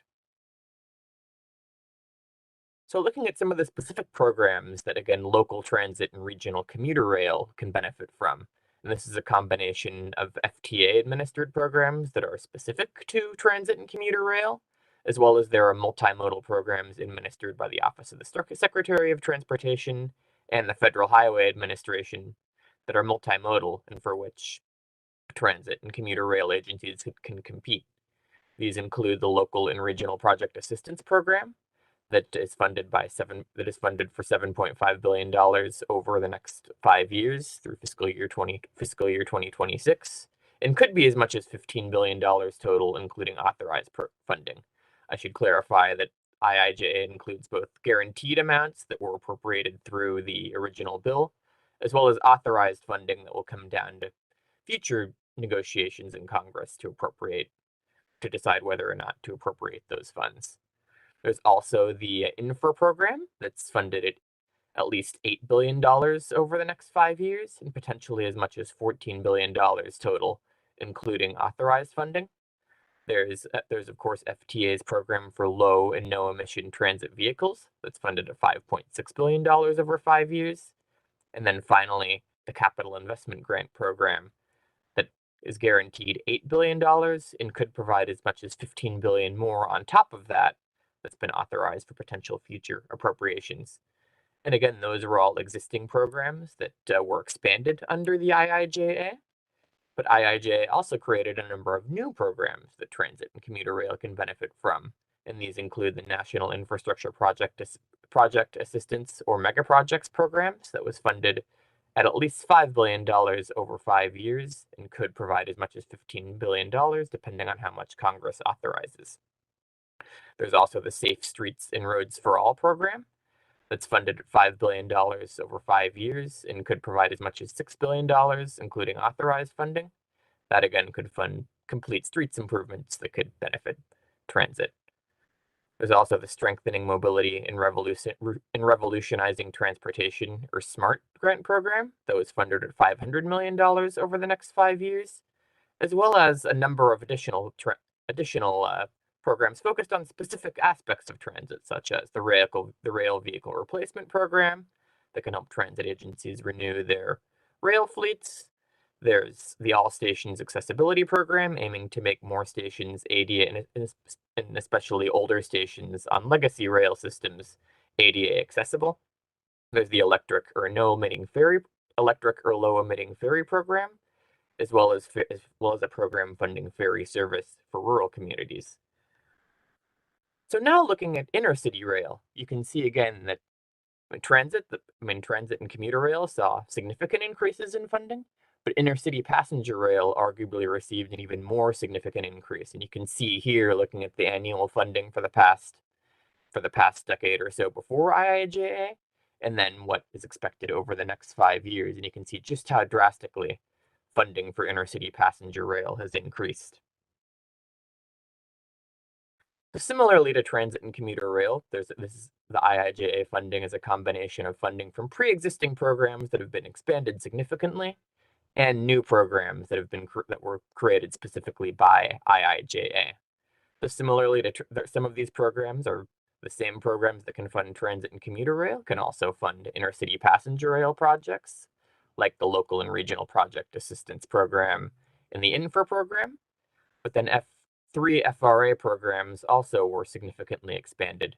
These include the Consolidated Rail Infrastructure and Safety Improvement Program, or CRISI, which was funded at $5 billion over 5 years, the Federal State Partnership for Intercity Passenger Rail, which was funded at $36 billion total over 5 years, and notably at least $12 billion and potentially up to $24 billion of these funds will be available for projects outside Amtrak's Northeast Corridor throughout the country. The program also funded FRA's Restoration and Enhancement Grants, which is a smaller program than the one I've just mentioned, funded at $250 million over 5 years, and potentially up to $500 million, depending on how much Congress authorizes in the years ahead. But this program, though smaller, is notable because unlike a number of these programs I've mentioned, which are focused mainly on capital projects, this program will fund the initial operational costs of new, expanded, or improved intercity passenger rail service. Also, similarly to transit and commuter rail, there were several new programs created that can benefit intercity passenger rail. Some of these, similarly again to transit and commuter rail, are multimodal programs that can fund a variety of modes. We have the Mega Projects program again, the Strengthening Mobility and Revolutionizing Transportation Grants, or SMART program. But then also, it also created the FRA's new Rail Crossing Elimination Program that was funded at $3 billion over 5 years.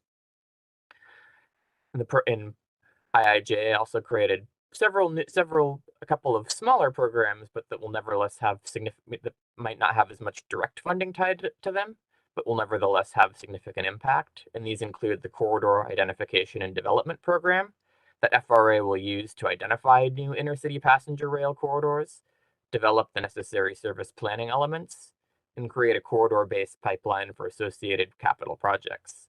In that program, it will have some relatively small amounts of planning funding tied to it, but also will be critical getting projects into that pipeline will be critical for their ability to obtain IIJA funding through some of those larger funding programs like the Federal State Partnership for Intercity Passenger Rail.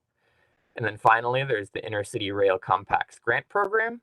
That would be critical to providing funding for systems planning, including studying the impacts on freight rail operations and ridership in terms of compacts to create new interstate passenger rail services. So with that, some of these IIJA programs can also be used for first and last mile connections to transit and intercity rail. One very notable program is the Reconnecting Communities Pilot Program that received $1 billion in advance appropriations. And that's usable for removal, retrofit, and mitigation of an existing highway facility, and is a promising candidate for funding that can be used for transit infrastructure that both utilizes and makes more multimodal, or crosses and provides efficient connections between both sides of existing highway rights of way in disadvantaged areas. And sorry, there was a NOFO for that program earlier this year, over the summer. And then there also are a number of other multimodal programs that are available for complete streets and active transportation that are administered by OST and FHWA. These include the Safe Streets and Roads for All that I mentioned earlier that can fund complete streets improvements that benefit transit, There's a complete street set aside of the Metropolitan Planning Program.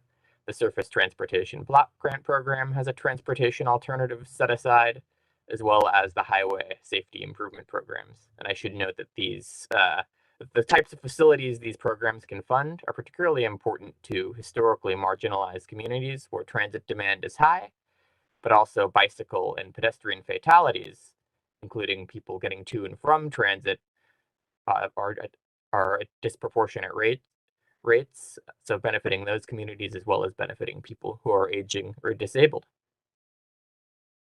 So I've spoken a bit about just the nature of the IIJA programs and just the incredible scale of the amount of funding and opportunities that are out there.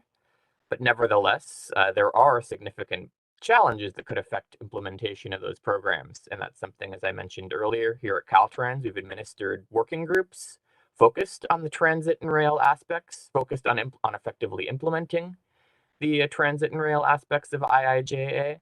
And in discussion with those working groups, some pretty significant challenges have come up that again, that need to be managed effectively if we're to get the most out of these IIJA programs opportunities. Some of those challenges include even though IIJA, again, there's a tremendous amount of funding available, but there are a lot of restrictions on how it can be used for actually operating transit and rail service, as opposed to specifically just funding capital, like infrastructure capital projects. And this is something that, has historically been a reality of federal funding for transit and rail. But even though IIJA is larger, that reality appears to have continued, meaning that transit agencies tend to depend largely on state and local funds to operate service. But unfortunately, these state and local funds, the amounts of them provided can be constrained. And also there can be significant competition. These programs, they aren't necessarily dedicated to transit. So they may be that transit only receives a small slice of that funding available, and it winds up being divided among a broad range of important transportation and public needs. And one example of that we deal with here in California. So a major source for transit operating funds here in our state is the Transportation Development Act. But the local transportation fund won a significant slice of that program. So many, mainly the smaller California counties, if there's with a finding of no unmet transit needs, they're allowed to use those funds for road projects instead of transit. And it's something where there's just a lot of confusion, because it's something that if you live in these counties and you use the transit systems, the bus might not operate frequently. There may be a lot of gaps in service, or just to make the ability to get somewhere on transit limited. But then you have this finding of no unmet transit needs where the criteria is not clear, and it leads to a lot of funding.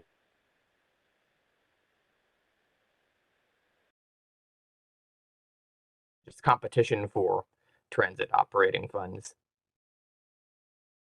And a major challenge that arguably is tied to the broader issue of no operating funds is transit employee shortages, as has certainly gotten a lot of attention in the industry and in earlier sessions of this symposium. There are significant shortages of drivers and frontline employees that have forced transit agencies throughout the U.S. to reduce and suspend services. And this is not unique to one type of transit system. It's affecting systems ranging from small rural operators,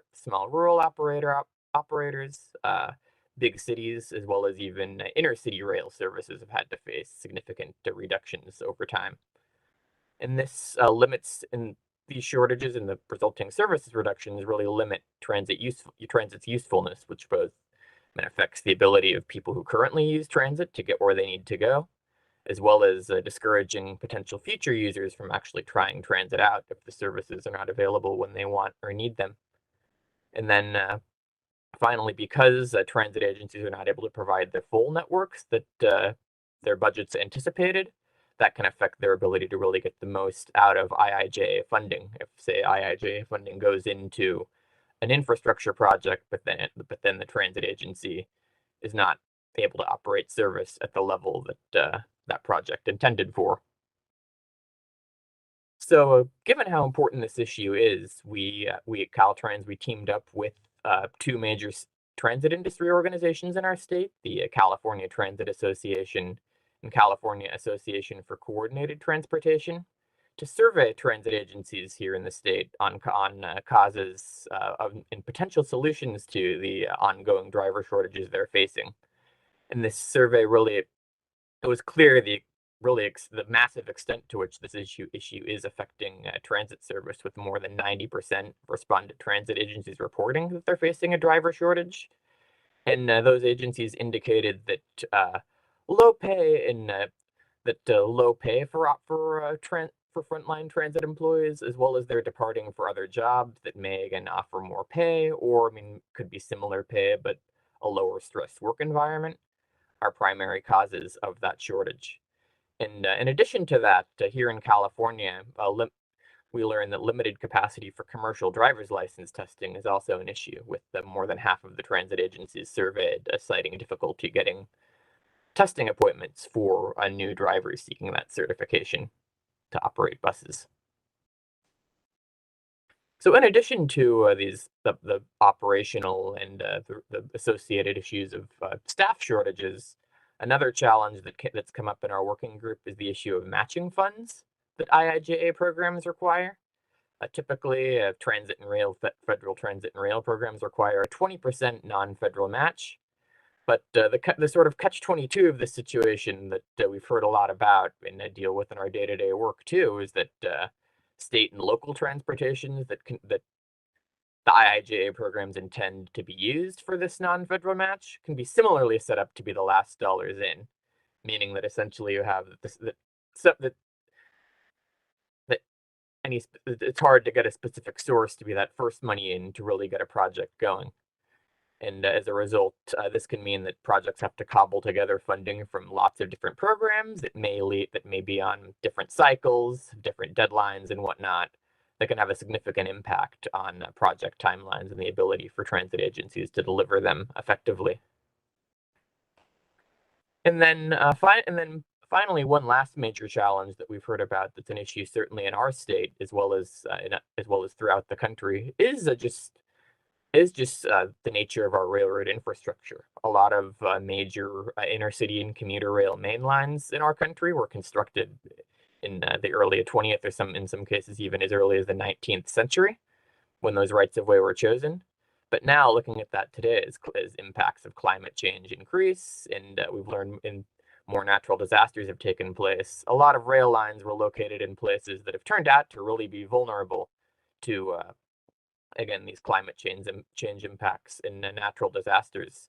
For example, like a lot of rail lines might have been built along coasts or waterways, which again might have seemed like efficient routes when they were built, but a lot of challenges have resulted over time. And one example of that we're dealing with right now here in our state is there's been a complete suspension of train service along the coast in San Clemente between Los Angeles and San Diego because the tracks sustained damage from recent storms that rendered them unsafe for passenger rail service. And this is the second busiest rail corridor in the country, but service has been closed on this segment of it for 2 to 3 months.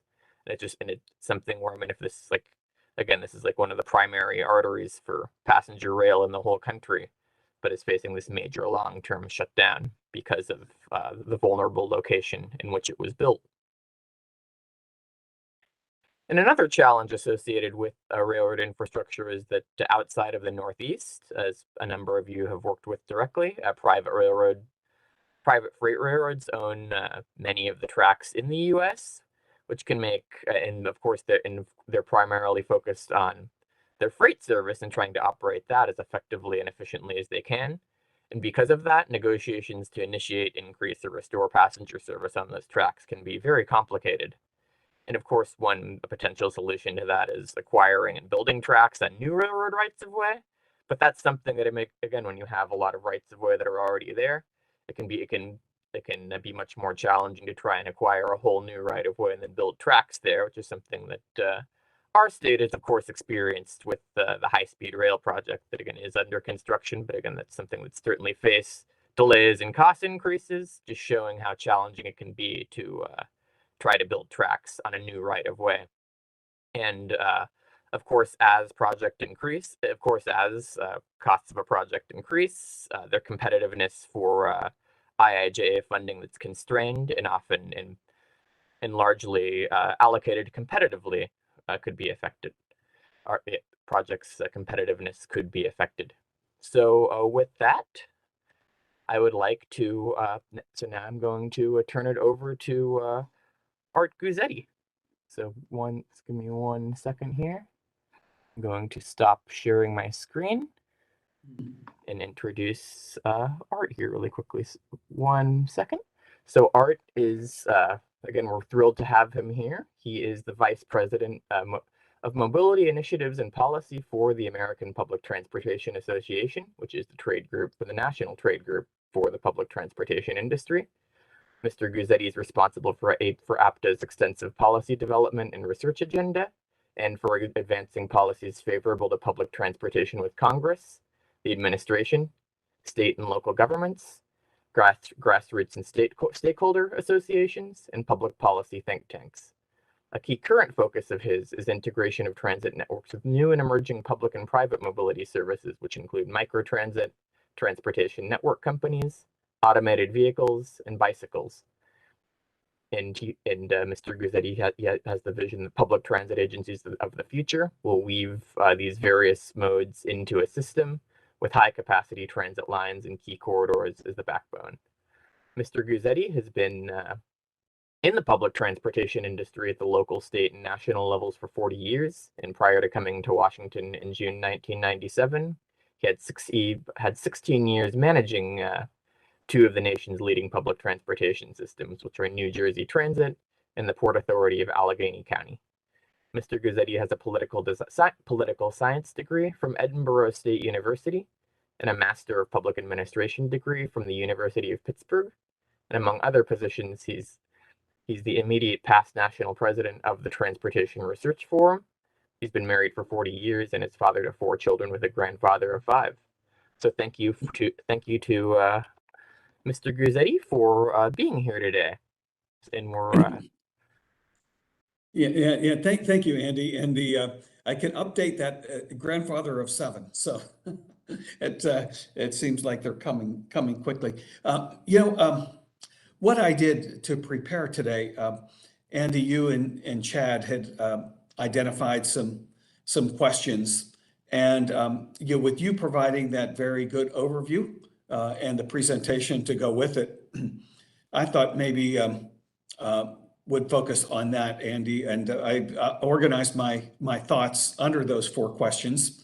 Do you have them handy? And you can ask them, or I can ask myself the questions. However you wanted to do, we should have nailed that. But let me start by just actually reading the question, and then I'll elaborate on some responses to it. The first one, sort of to frame my thinking, was what sort of impacts has the Infrastructure Investment and Jobs Act had on transit and transit agencies to date? How do you see that evolving over the next 4 years of the program, which I thought was a very good question to start. So my answer would be, what makes this law beneficial, and what makes it stand out, what makes it historic, is that it's enough money to make a difference, to make an impact. Prior laws, and I've been glad to be part of all of them, the FAST Act, the MAP 21 law, the Safety Lou law, T21, ICE-T, the Surface Transportation Act before that, were good laws, overall, but they were largely incremental. So you had enough sort of to keep going, not enough to really be make impactful, transformational type change. I'd say another thing that makes this law stand out is that, and very much appreciated, is it's predictable. Now, we've had a transportation trust fund going all the way back since 1982, which is great. It's good policy in my view. You have a trust fund that was predictable, that was secure, was dedicated funding through 18.3 cents of the federal gas tax. But the fund hasn't increased since 1993, so it still has a, sort of a foundation of the program, but it's way underperforming what it could. But what this new law did was created secure funding through the concept of advance appropriations. It was not a trust fund as such, but it's funds, the law of the land. We are not only appropriating money this year, but we're going to appropriate money next year and the year after that throughout the full 5 years of the bill. So it does have the benefit of being predictable and then allows you to plan in a multi-year basis, allows the transit agency to put their funding program together on a multi-year basis.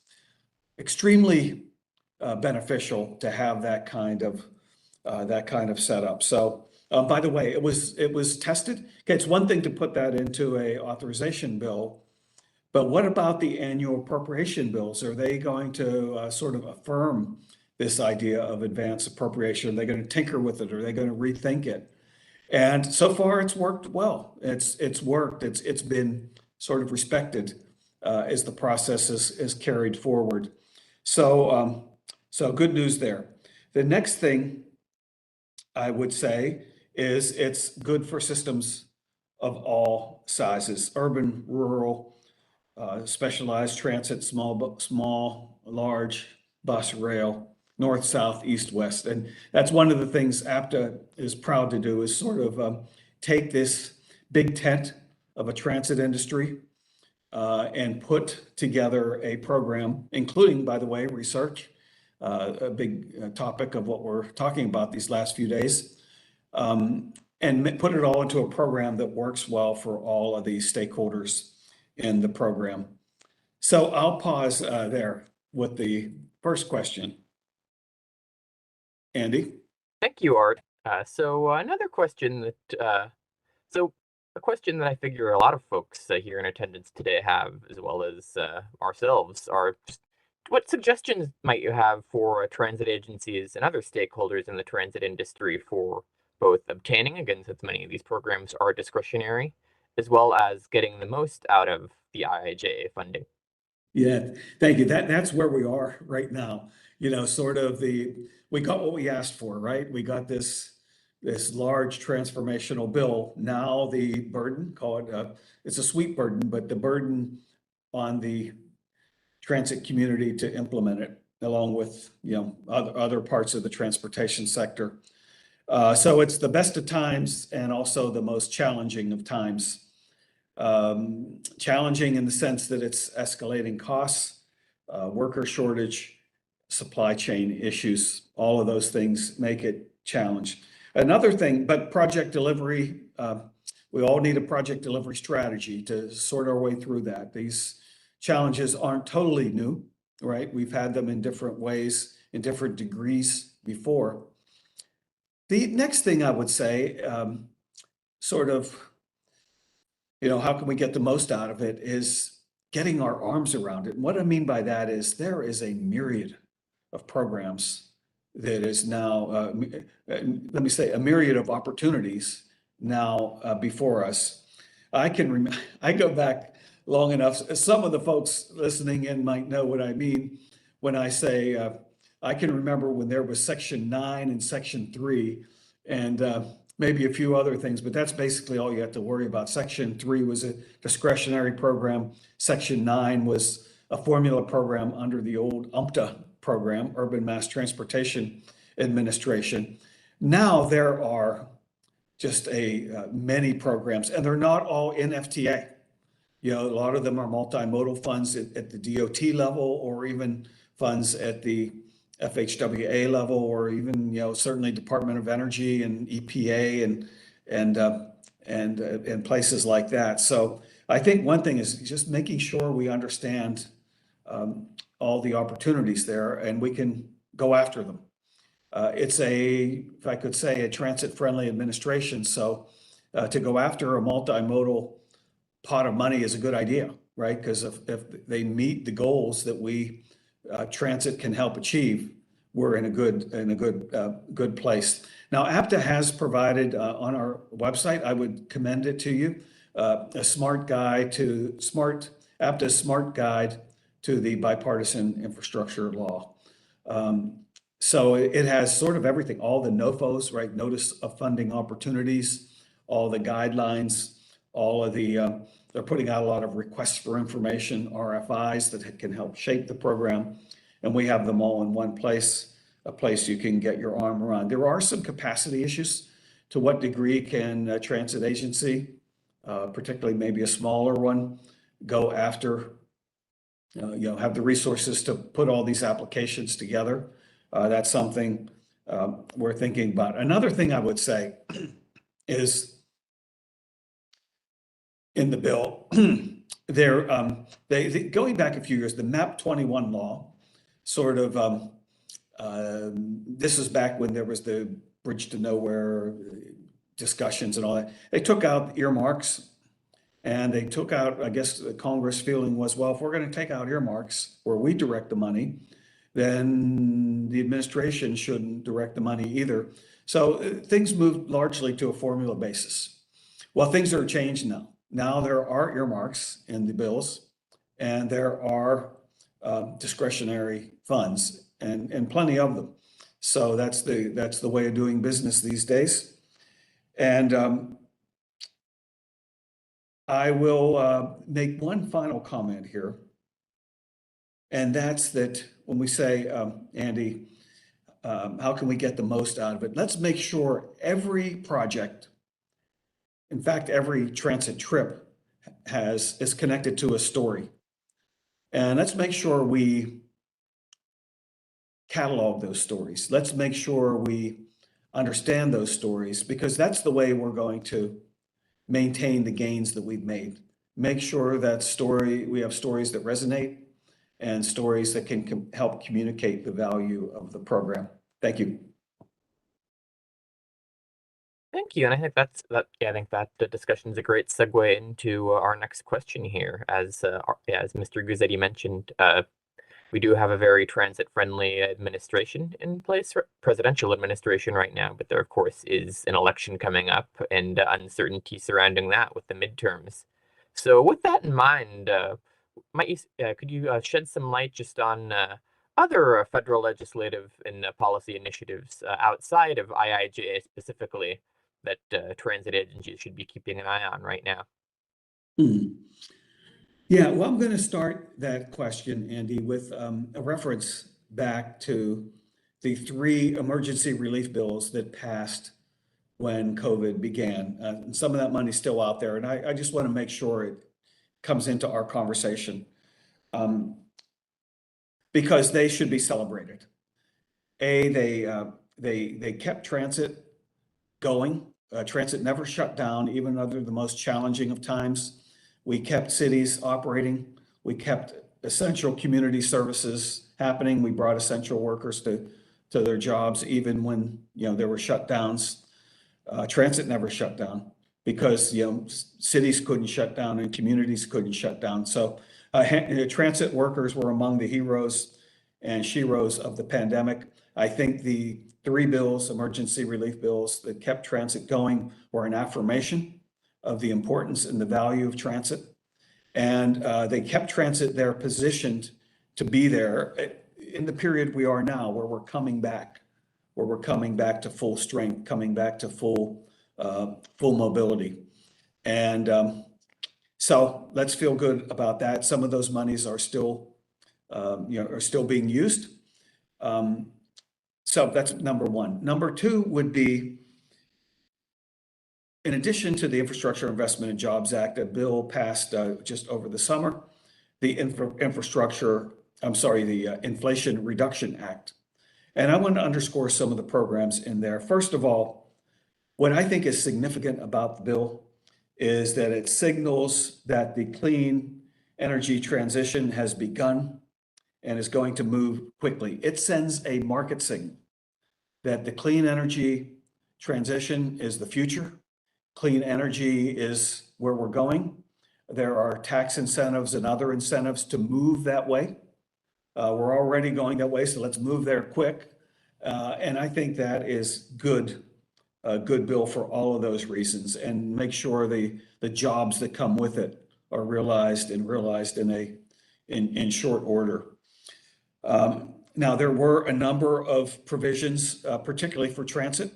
I'll talk about some of them, but again, I would urge you to go to the APTA website to get a fuller description of those programs. But there are tax credits. Although we don't pay taxes, the money would come to us in a called an indirect way for clean buses, up to $40,000 for clean bus. So if the private sector gets a tax credit for investing in a clean truck, and the transit sector should get 40,000 to if they invest in a clean bus, right? So there's those kind of incentives also for property. There's also like green banks available through the Environmental Protection Agency.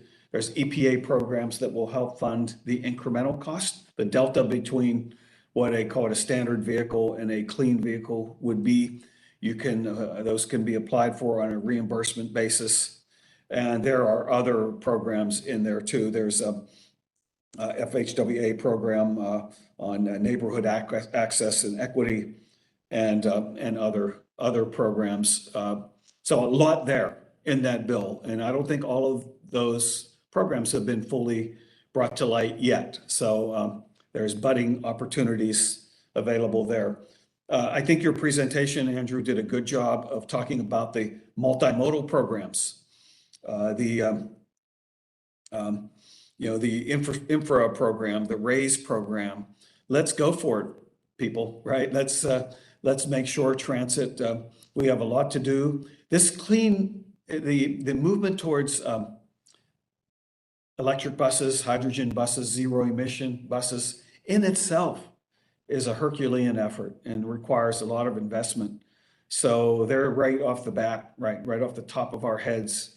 We have enormous needs to go after there that would be good projects for those kinds of funds. I also want to say that you mentioned FRA, a lot of money there. I mean, transit had a 70% increase through the Infrastructure Investment and Jobs Act. Intercity passenger rail, it's closer to 700% increase. It's that quantum a leap because we want to make an impact. We want to, I was in Austin recently, and we opened a new soccer stadium. I'm sorry, a new transit station at the soccer stadium. And the owner of the soccer team said, all over the world, people ride trains to go to soccer. And in America, we don't. But he wants that vision in Austin, and we could think of that in communities around the country.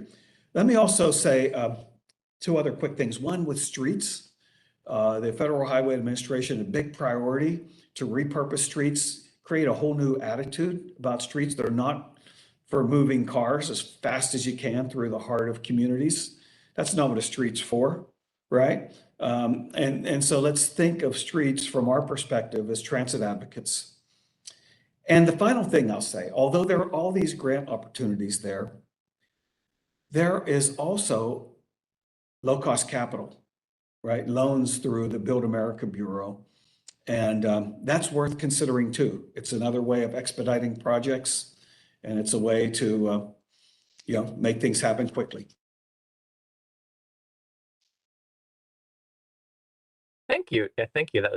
Thank you. That was very insightful. And what you said about the soccer stadium in Austin definitely struck a chord with me, because here in Sacramento, where I live, I remember several years ago, we have a lower division team here, and for their first several games, they played at a old community college stadium called Hughes Stadium, if you know Sacramento at all. That's located right next to a light rail line. And lots of people were taking transit to the games. But then after that, they opened like the new stadium they'd planned to build for themselves out in a more suburban area. And of course, barely anyone's taking transit there. So it just shows interesting, like just how fine the line is between what can really like kickstart a transit culture and what doesn't. So very insightful there. But that aside, moving on to the next question, which again, I think builds on what we've discussed, both with some of these tremendous opportunities and funding increases that we've seen with IIJA, but then also some of the challenges that transit agencies continue to face, as you've heard throughout the symposium here over the last few days, as well as in the IIJA implementation working groups that we administer here at Caltrans. So with that in mind, and based on those experiences so far with IIJA, even though, again, it is early and there's a lot that could happen between now and 2026, we know IIJA itself was passed when few would have anticipated the pandemic would have happened, or right before it was passed. So who knows what'll happen over the next 4 years or so. But once IIJA does sunset in 2026, what do you hope to see in the next transportation package, next federal transportation package? Yes, certainly there's a lot to continue. There's a lot to build on. The first thing I would like to underscore is the policies coming together.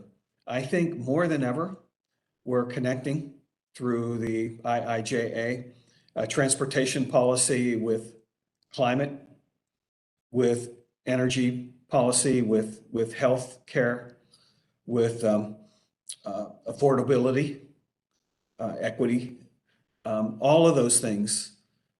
Wow, right? Transportation to some degree has been connected, but never, I don't think, like they are now. So let's build that. There was a recent rulemaking that the Federal Highway Administration put out. APTA commented on it, but it was saying that if we're going to measure the performance of our highways on the basis of throughput and condition and those kind of factors, shouldn't we also be looking at how do they measure up in terms of greenhouse gas emissions? Let's make sure we understand that aspect of road building as well. So all of these things, I think, are really more than ever coming together. Another thing I'd like to say is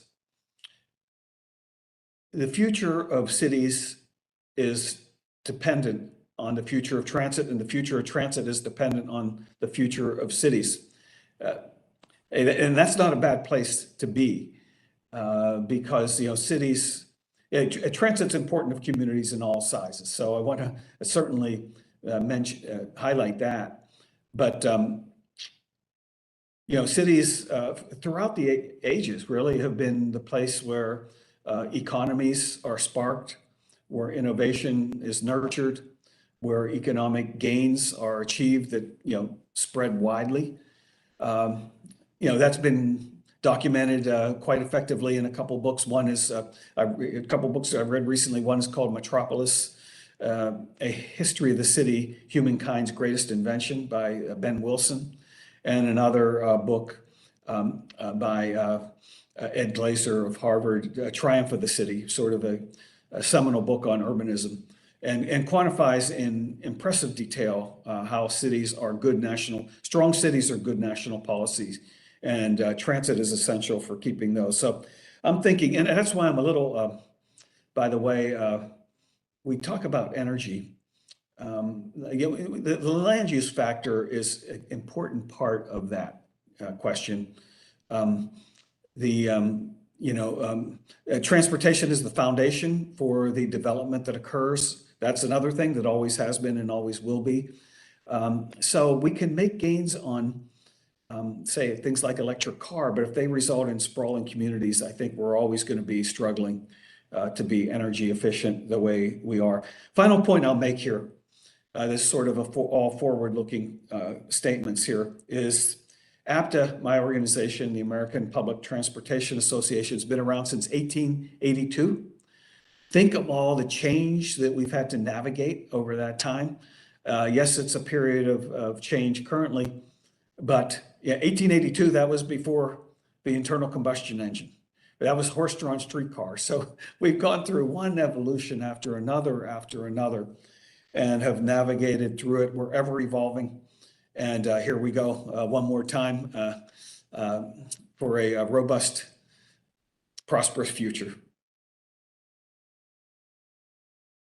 Thank you so much, Art. Those are excellent insights. So that does bring us to about 12:15 Pacific time, or 3:15 p.m. Eastern time, and to the end of this session. So I'd like to thank Art again for taking the time to join us today, and I'll hand it back to Chad to wrap up this session. Okay, well, thank you so much, Art. Thank you so much, Andy. Really appreciate your words.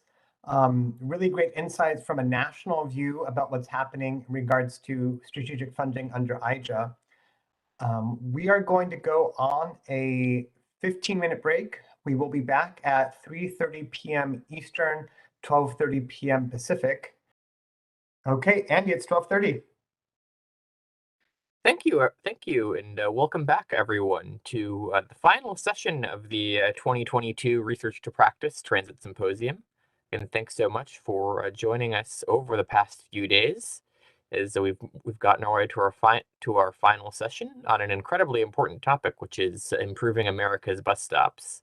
This is a topic which definitely, personally, being a transit user myself, it's really important to me. And the way I like to think about it is that airline travelers it's unthinkable that they would have to like cross an active runway when connecting between flights, or waiting out on the tarmac in the sun without a bench or shade when waiting to board their flight, and especially if their flight's delayed. But for people who use bus transit, that's a reality every day. Bus stops without shelters or benches, or having to cross busy arterials in order to be able to make their bus.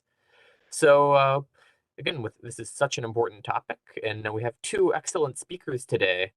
We have Marcel Moran from the University of California, Berkeley, as well as Alva Carrasco from Latinos in Transit, as well as WSP USA. So first, I would like to introduce Mr. Moran, who is a PhD candidate in the Department of City and Regional Planning at UC Berkeley. He studies urban transportation, including how infrastructure can encourage walking, cycling, and transit usage. During his time as a graduate student, he's published 7 first author articles in peer-reviewed journals, and has been featured in the San Francisco Chronicle, Forbes, and Bloomberg City Lab. For academic year 2021 to 2022, he was given the department's Outstanding Graduate Student Instructor Award. He's advised by Professor Daniel G. Chapman, Daniel A. Rodriguez, and Karen Trappenberg Frick. Prior to this, he worked at the Transportation Sustainability Research Center under the direction of Professor Susan Shaheen. He holds a bachelor's degree from Harvard University and a master's degree from the University of Chicago. So now I hand it over to him to discuss his census of bus stops in the San Francisco area. Thank you so much. I'm going to just share my screen here.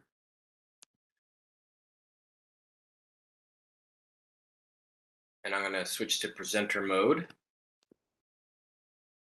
And please let me know if you don't see my slides, but I'll assume at this point you can see my slides. Looks great. Okay, great. Thank you, Andy. Thank you for that introduction. It's really, let me just start my timer. Okay, it's really great to be with everyone here today, and I appreciate everyone who has put this symposium together. It's quite a lineup. I was very honored to be asked to join. I'm Marcel Moran. I'm a PhD candidate at Berkeley. I'm going to talk about a research project I did called Are Shelters in Place? A Bus Stop Census of San Francisco. So let me jump right in. And we'll be doing questions at the end of the second speaker in the series after Alva's talk. So I'll be happy to answer questions during that phase of this session. So this talk is based on this academic article I published in the Journal of Public Transportation. It's an open access article, and so anyone can read this. If you Google the title, anyone can read it without a library or university subscription. So I'll be drawing on the findings from this paper. All the photography in the presentation are photographs I took during the research collection phase. So that's the citation if you'd like to read about this further. So just the outline of my talk today. I'll do a really brief introduction. I'll make a case for why I think studying bus stops is really important.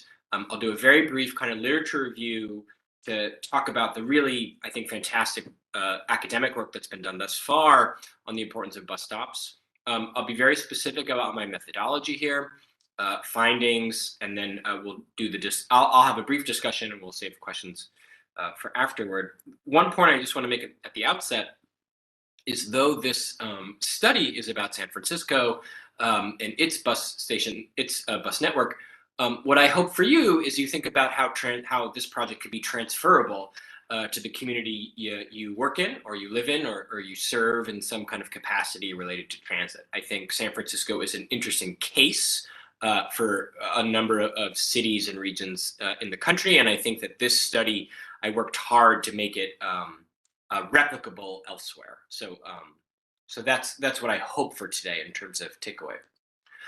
So this is me. I'm a PhD candidate. I'll be graduating in May. I do research on sustainable transportation. I'm a San Francisco resident. I've been in the Bay Area for about 10 years now. These two images here on the bottom are images from other studies I've done. I've used satellite imagery to think about parking in the city. I've looked at kind of how shared bikes and scooters kind of have a changing spatial footprint over time. So I've studied San Francisco for a while now, and I think it's a really fascinating case. And I'll just brief pitch. I think Berkeley has been a really great home for this kind of work. So, okay, why bus stops? And perhaps in this audience doesn't need to be convinced, preaching to the choir here. Bus stops, if we may not realize, are really involved. They're a fundamental component of every single bus trip, right? Certainly the beginning and end of every trip. They're really, I think, given their importance, I would consider them an understudied component of transit and transit equity. I think they're actually quite important even for people who never use a transit system. Bus stops are this kind of fixed component of transit infrastructure that can advertise transit to non-riders. The idea being, if you passed a public library whose was covered in graffiti and the paint is peeling and it looks kind of vacant, you would kind of intuit some things about government service in that city. And the same thing happens with bus stops. Bus stops can convey investment and care and attention to detail, or they can kind of convey the opposite. So I think they're important, actually even broader than just transit usage. So I think what's been quite interesting is that we know from previous studies that bus stops have an impact on the perception of riders and their usage of transit. So we know that providing riders with real-time arrival information can make perceived waiting times shorter. We know that bus stops that have shelter, that have a greater sense of safety and investment, can also make the waiting process less stressful, and it can even impact the decision whether or not to use transit. And these are a few citations here that kind of get into that work. So we know that bus stops are a powerful influence on the transit experience and the decision-making process around travel. We also know, this is two really interesting studies, one in the Chicago area, one in the Salt Lake City area. We know that there's evidence that improving bus stops can increase ridership. So the Chicago study that I've cited here found modest but significant increases of bus stops where real-time arrival information was provided across the city of Chicago. This study here, prepared for the Utah Department of Transportation, you can see these kind of before and after pictures, left and right, found that per stop ridership increased fairly significantly following investments in those stops. And so we know that there's a ridership effect. There's also evidence that for riders with low vision, a real specific challenge is locating and verifying bus stops, particularly if they're in new unfamiliar areas. And so the sense of a stop consistency and a standardization can actually really help for some riders that are impacted by low vision issues. And then finally, if we just step back more broadly, we know that transit, besides bus stops, struggles in many different ways for being inequitably supplied. And so one of my interests in this project was to think about if bus stops themselves and their investment kind of mirror broader disparities in investment in transit. We know that these are some of these pictures here of cases in Los Angeles where there's this really significant distinction between rail ridership and bus ridership, and we know the demographics of those two modes varies to a significant extent. So there's actually a lot happening here. I think San Francisco is a really interesting case for this because San Francisco has what's called its transit first policy. And I just want to draw your attention specifically to number 3 here. Decisions regarding the use of limited public street and sidewalk space shall encourage the use of public rights of way by pedestrians, bicyclists, and public transit, and shall strive to reduce traffic and improve public health. So I was really interested to kind of test whether this transit first policy was being could be kind of verified via the bus stops themselves. And the Muni system, as it's known in San Francisco, is really quite robust. It has hundreds of thousands of riders just on certain lines. It's really a well-run system in many ways. And so the methods I tried to make very simple, objective, and replicable. And so I went to roughly 3,000 bus stops. I spent 3 months the summer of 2020 just pounding the pavement. You can see the map there of every single stop I went to. This is just for SFMTA buses. This is in BART, this is in Caltrain, AC Transit. There's a number of these different kind of overlapping agencies in terms of stops in San Francisco, and I restricted it to SFMTA and just to buses. I used Survey 123, which is a field data collection tool. So I'll jump right into the heart of it here.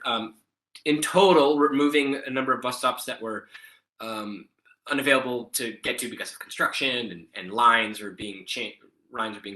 In total, I went to 2,964 stops. And what you see here, this bar chart here is showing for all of those stops, what percent of the stops had a given amenity. And these are the amenities that I included in my census. So at every single stop, I checked for these, the presence or absence of these things. So we see that route signage of some kind was present at 9 out of 10 stops. The third one there, an unobstructed curb, I'll talk a little bit about. San Francisco has a policy where at some bus stops, I found my data was about 1/3 of all the stops. Legal on-street parking was allowed right adjacent to a bus stop. One of the big takeaways from this paper was that 2/3 of all stops lacked seating of any kind, and 2/3 of all stops lacked shelter of any kind. And you could see route maps and working ETA screens were lower than that. So those were pretty big takeaways for me just to start. What I consider perhaps not meeting the transit first policy, kind of bus stops that are not comfortable to wait at and can be obstructed by cars. And I just wanted to be really as specific as I could in this study and get into the kind of particulars of the system. Signage, though present at 9 of 10 stops, was actually very variable in type. So you had a kind of standard printed signage. You had paint stenciled on street poles, paint stenciled on wooden telephone poles. You have on road, on the asphalt paint, and then you have stickers on shelters. And so when you think about that report saying that individuals with low vision really need some type of standardization in signage, this is something I maybe think of. Is this variability perhaps making it difficult for certain riders, and something to think about moving forward? So of course I wanted to spatialize my findings. I didn't want to just think about it numerically. And so for the seating provided 34% of stops, I wanted to see if there was some kind of spatial pattern or clustering to this. And so on the map you see here, white circles there are those with seating, red are those without seating. And perhaps it's hard in this kind of graph to see patterns, but I'll show another example of where you can kind of start to see that clustering. I saw what I called corridor effects, right? There are certain routes and corridors that were all either had seating or all didn't have seating. And so that jumped out at me in building this data set. Shelter was similarly provided at 31% of stops. You can see on the left here an example of quite nice bus shelter with seating and signage and a clear unobstructed curb. On the right here, we have a stop that does have seating and a route map and an arrival screen, but it doesn't have shelter, right? So I wanted to be really specific on a stop-by-stop basis, really granular. I think that's one of the strengths of doing a census. This was a surprising one for me, that curbs were legally obstructed at 32% of stops. Here's a picture on the left of just an example of that. So you have a bus stop, it has a sign, there is no seating at that stop, and there's not red paint on that curb, meaning that drivers are allowed to park there under different timeframes based on other street signage around parking. But that to me was a really significant finding, because that entails that riders entering a bus need to navigate through parked cars, and riders exiting a bus exit right in front of a parked car, not to the curb. And so here's a map here. The purple is parking obstructed. The yellow is kind of a clear curb. And one thing I wanted to do, and for people who have done GIS, maybe they're already thinking this, but what I want to do is, a somewhat straightforward hotspot analysis. The technical term for this test is Geddes-Ord I asterisk. And what it does is this analysis, this is for curb obstruction, is trying to determine where are stops that do have a obstructed curb and that adjacent stops also have obstructed curbs. And those are the blue kind of clusters here. So those are cold spots where you have a cluster of stops that are obstructed. And then where do you have stops that have a clear unobstructed curb and are their adjacent stops are also that. So when you do the hotspot analysis, now you actually see much more clearly the pattern, so that the north side of the city really has the hot spots towards unobstructed bus stops, and the south side of the city, including the center of the city and the southern neighborhoods, are more likely to have these kind of cold spots. So that really wasn't part of my hypothesis, and I found that spatial distinction quite interesting. That north-south distinction held for these kind of what I consider three primary amenities: seating, shelter, and a clear curb. So you can kind of see the north side versus the south side has really dramatic differences in these amenities, and that was not present east to west. East to west, you just had 1 to 3% difference. San Francisco is effectively 7 miles by 7 miles, so it allows for that kind of there's a geographic center like marked. I show the image there, so it makes that kind of analysis somewhat simpler. Obviously, there's an interrelatedness to these amenities. They're not completely randomly distributed from each other. So for stops that had seating, right, 90% of them had shelter. That wasn't true for all of them. If a curb was unobstructed, if a curb was clear, then only about half of those stops had shelters or seating. So it's interesting to think about the interrelation between some of these amenities. Maybe people are already thinking that in their head. The other thing I found was that there were amenity differences based on the bus headways, how frequently a bus route is served. And what I found was just kind of across the line, SFMTA at the time, right, had these kind of 3 headway categories. What I found was the longer the headway, right, the lower the frequency of the bus, the less likely it was to have seating, shelter, or clear curb, which in some ways is logical because stops are generally in the United States invested in based on ridership. But what that also means is the stops in which you need to wait the longest means you have the least amenities to kind of do so comfortably. One thing, and maybe some of the data people in the room are already thinking, are the north-south, and I know I'll wrap up in these 5 minutes here, are the north-south differences I found a function of the difference in bus route frequency north to south across San Francisco? So I did a mediation analysis to try to determine how much of those north-south amenity differences could be explained by frequency differences. And it did not explain all of it.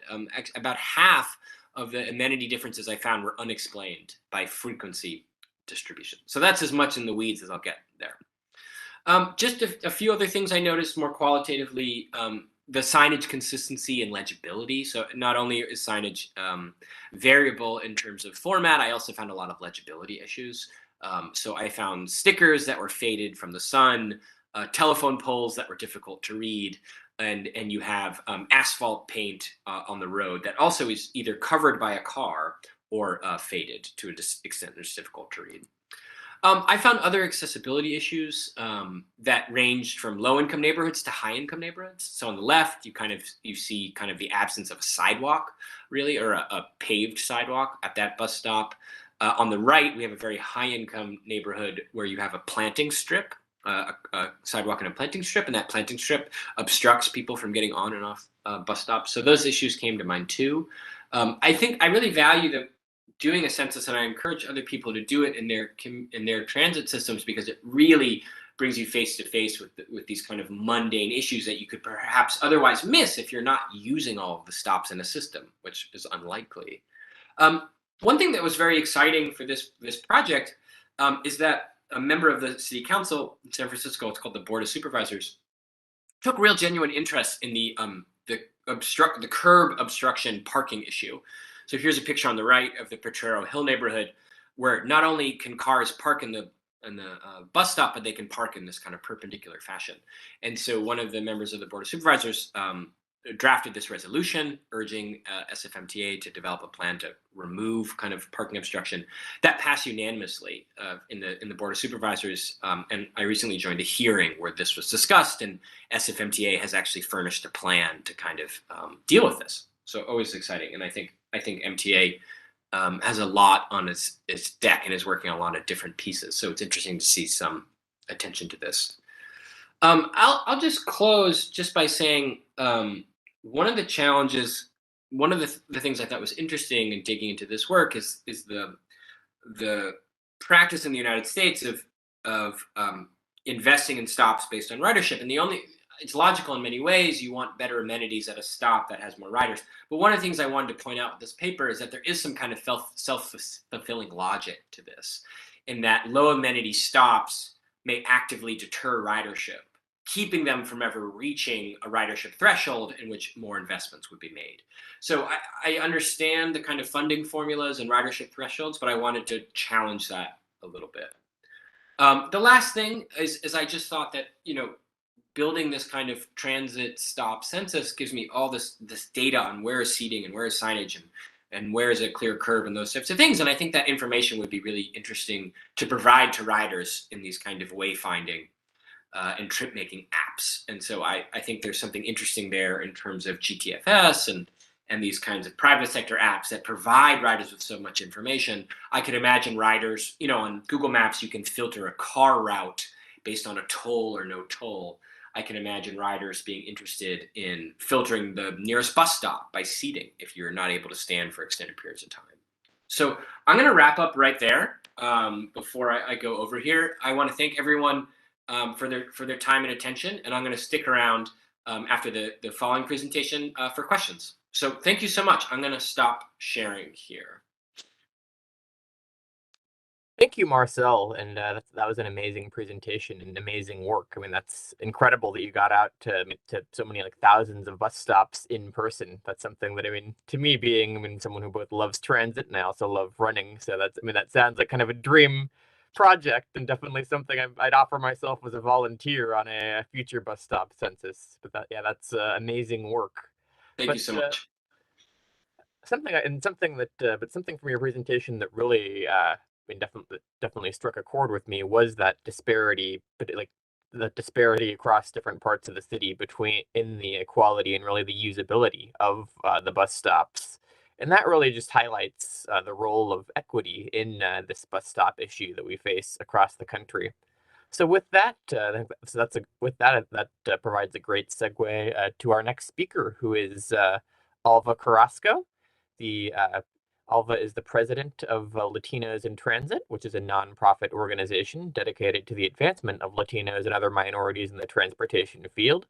She's been an LIT board member since its inception in 2016 and helped build that organization from the bottom up.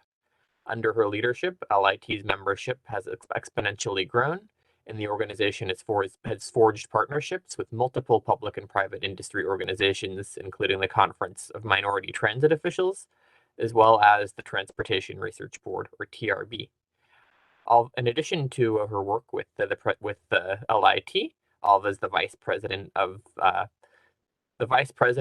for Transit and Rail National Business Line and the West Region Market Lead at WSP USA, where she oversees multiple projects assisting transit providers to transition off of fossil fuels to zero-emission vehicles. Overall, Alva has over 30 years of experience working in the transit industry, having successfully managed multi-million-dollar projects and provided leadership to large workforce groups responsible for safely transporting millions of passengers at transit agencies such as LA Metro and Via Metropolitan Transit in San Antonio, Texas.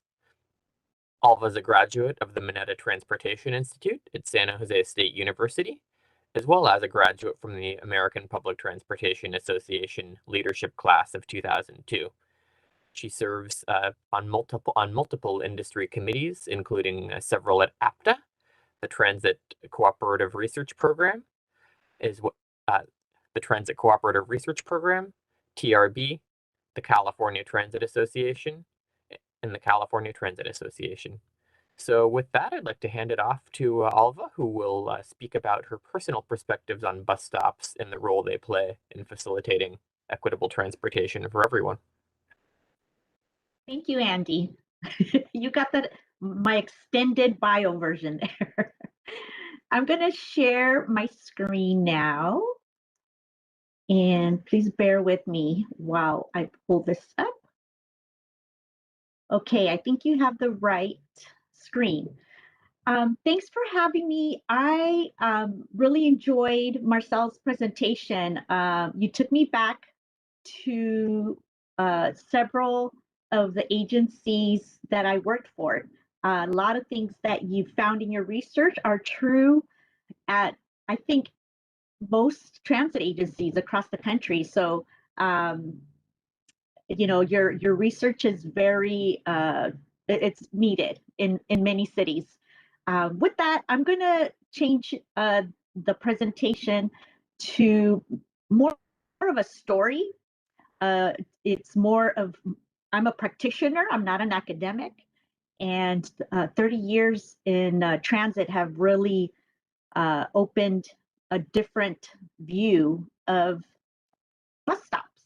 So let me tell you a story that I'm going to walk you through my experiences with the bus stop. Today I'm going to talk about growing up in my hometown of Santa Monica and my career in transit and how my view of the bus stop evolved over the last few decades. I won't say how many, but just, you know, hear me out. So the first part of my story I'll tell you about is growing up in Santa Monica. I spent most of my life in Santa Monica, and when I was growing up, I took the bus everywhere. And we didn't call or you know, look at a schedule. We just walked to the bus stop and waited for the bus to show up. And there were three things at the bus stop. There was a wooden bench, there was a pole with a sign, no numbers, just a bus stop sign, and maybe a trash can. And that was what we were used to growing up. And fond memories of taking the bus to the beach and to school and to the mall, all through my teenage years. Now, the bus stop to me was my meeting place. That's where, you know, you met up with your best friend and you called up on that rotary phone and said, hey, meet me at the bus stop at 14th and Santa Monica. I'll be there in about 10 minutes. And then when you got there, you got off the bus and your friend was waiting for you at the bus stop. Later, I was hired by Santa Monica Municipal Bus Lines to work as a customer service agent. And now I'm in my early 20s. And so my knowledge of Santa Monica came really useful to me as I gave information to others on how to take the bus in the city of Santa Monica. I knew the city like the back of my hand, and people would call, and my job was to give them directions on how to get to and from their destinations. So, you know, I had a map, and I had a Thomas guide, and just provided that information by manually finding the information for our customers. Back then, again, we were simple. We had a bus stop, a bus pole, and we didn't have any shelters. So we just were pretty simple back then.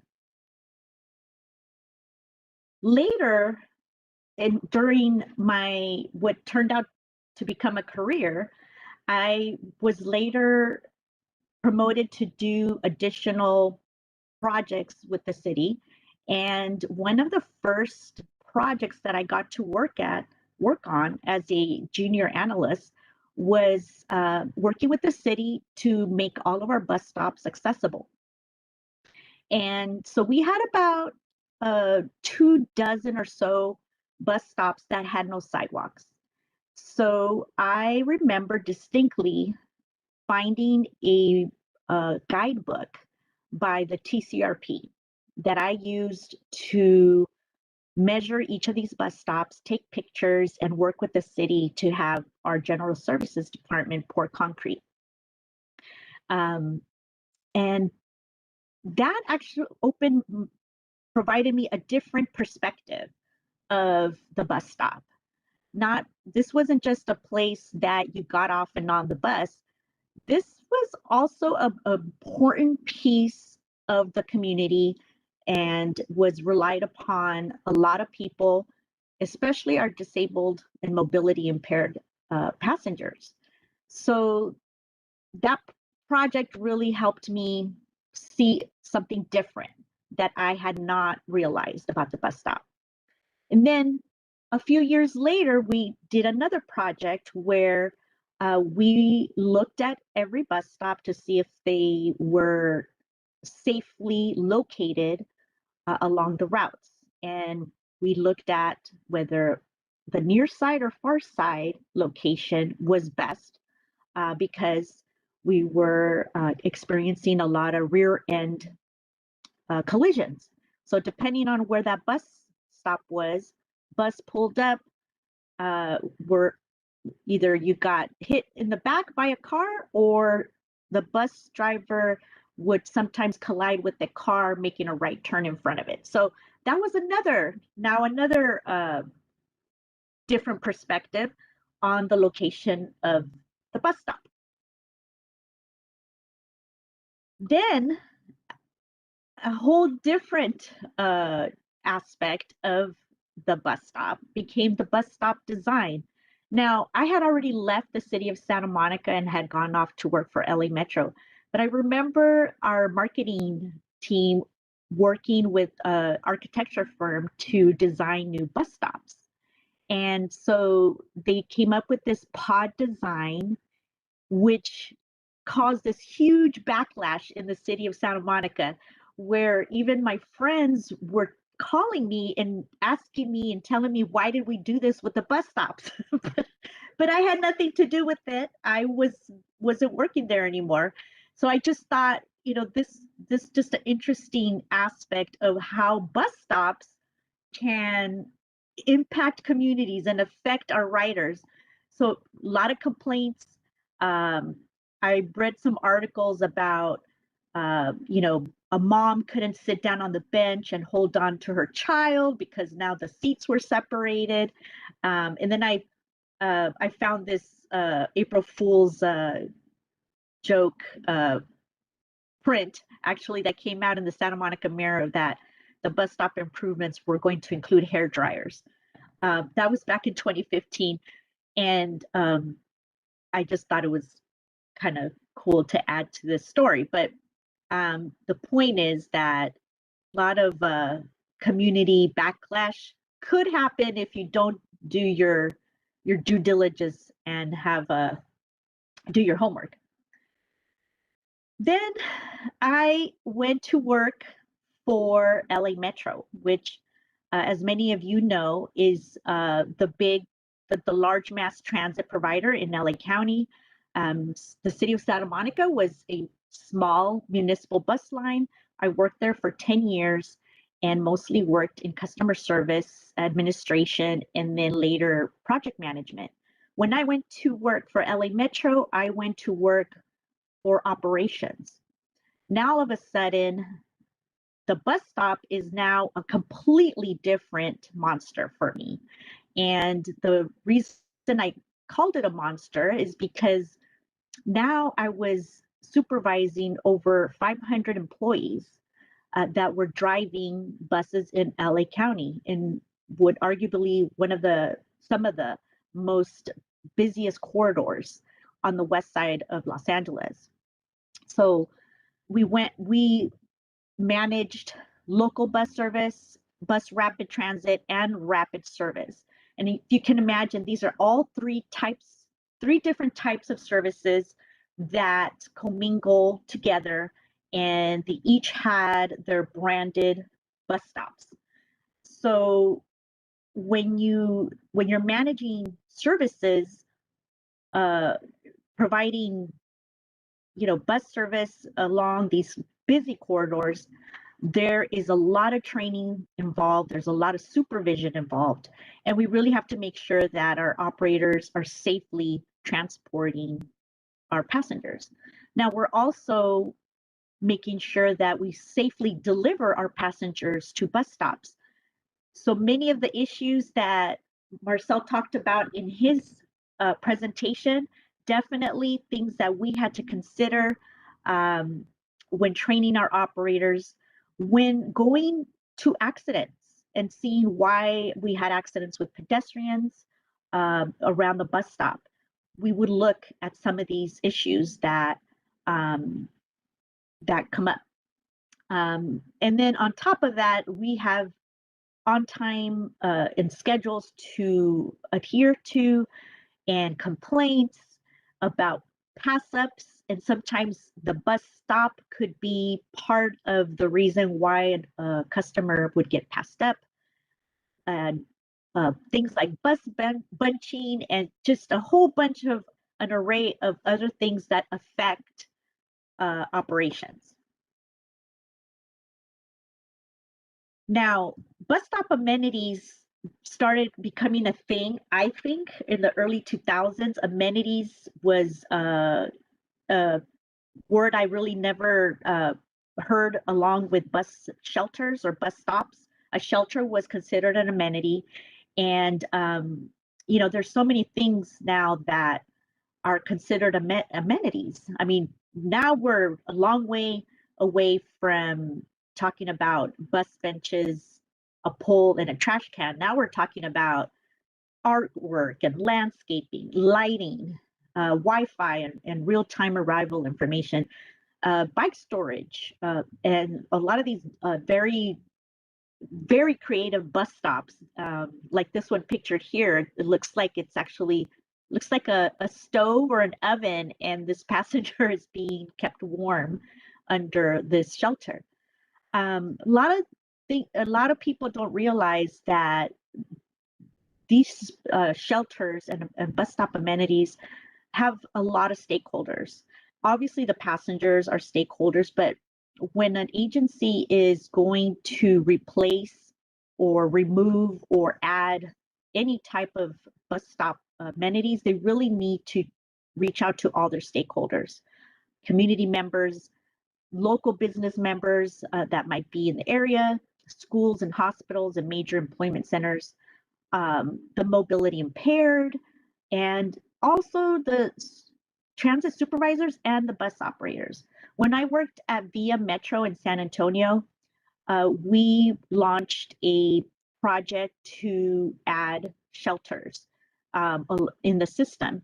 And one of the things we did is we worked with the local bus operators union, and we met with the operators and our supervisors to understand and make sure that we got their feedback about bus stop shelters, whether it was safety or security concerns. Some shelters already in the system were causing line of sight issues, so they were potential hazards that may cause an accident. And just it was just a really good thing to have the operators involved in the design and planning of those shelters.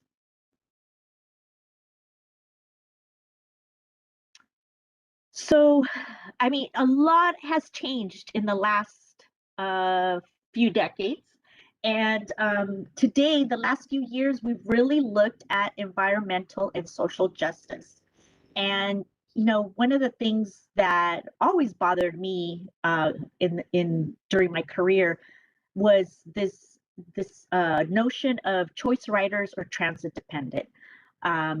Choice riders, I never really understood what it meant because I was really entrenched in the operations side.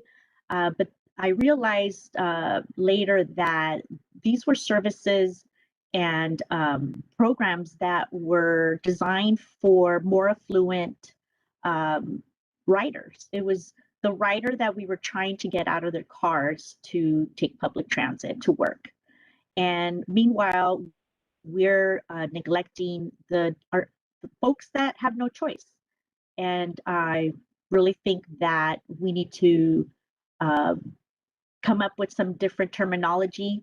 I don't think choice rider is used anymore, especially in the last couple of years, but it did cause a stagnation and just a slower response to making better decisions. Recently here in LA County, we suffered from a heat wave. I'll never forget it. It was one of the hottest heat waves on record. My AC happened to go out during that heat wave, so I can really empathize with our riding passengers. In LA County, there's about over 12,000 bus stops that serve the LA Metro area, or that's served by LA Metro, I should say. But only a quarter have some kind of shade or rain shelter. Not that it rains here a lot. And only half of them have seats for those people that are waiting. The mass majority of LA's transit users, about 500,000 people on an average weekday, ride the bus. And the majority of those riders are Latino, and among our region's poorest. The median household income for 62% of Metro's riders is under $20,000 a year. But I think there's a lot of things to look forward to. I think the silver lining during the pandemic was learning more and being more aware of some of the structural, just decisions that had been made in our systems.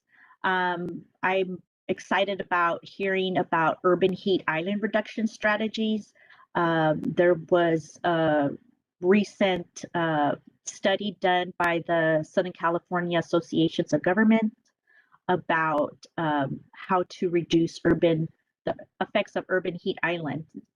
And this picture here, you'll see that it shows the surface temperatures in during one of the hottest days of the year with the, I believe an infrared thermometer was used.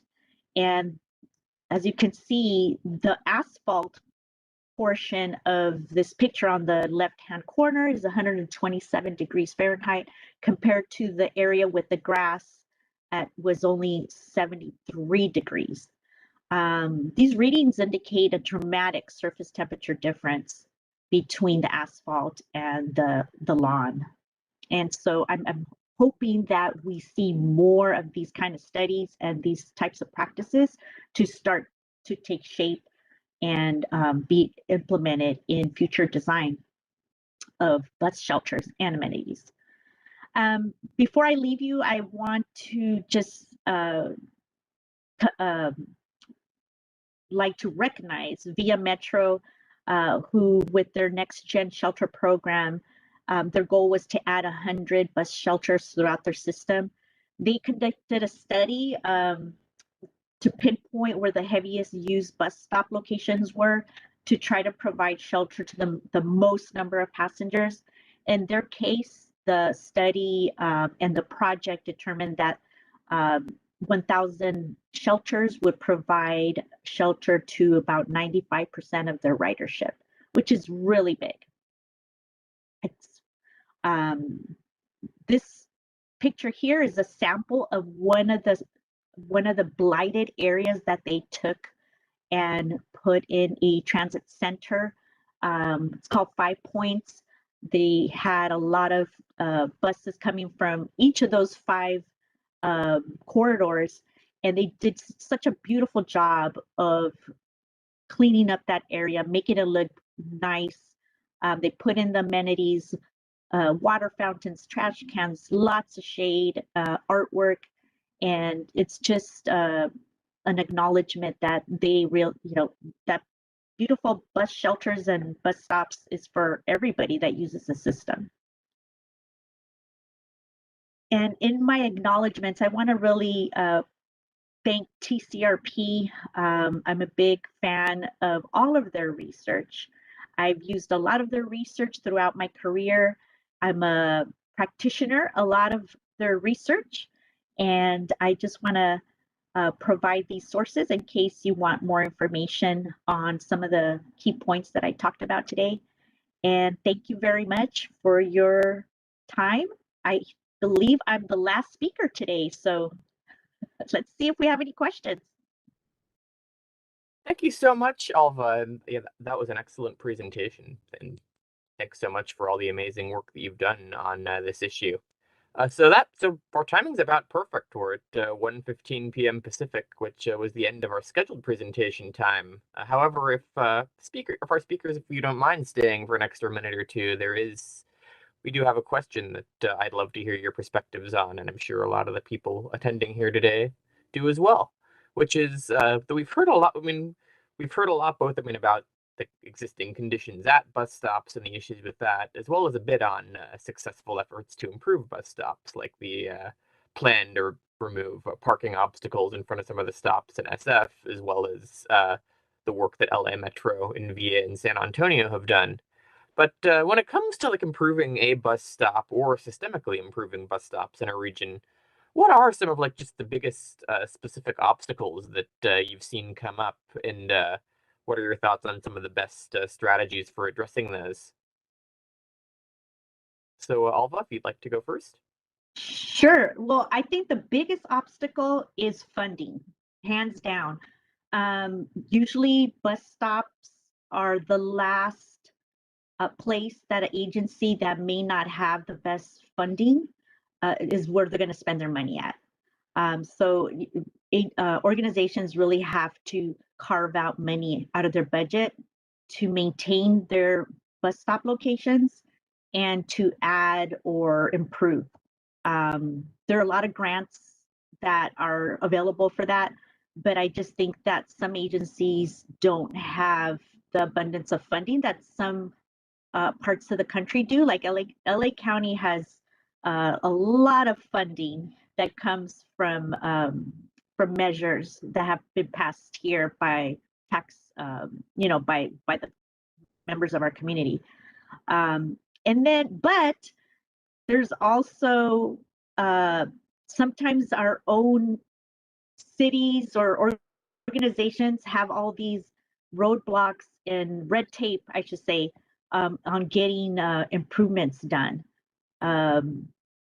There could be too many layers of approvals that need to go through just to remove or replace one stop.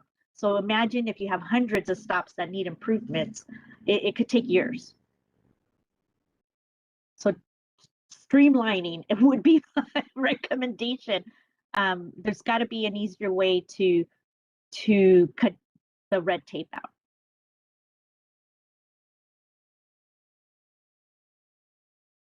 I'll just add I think Alva's presentation was fantastic.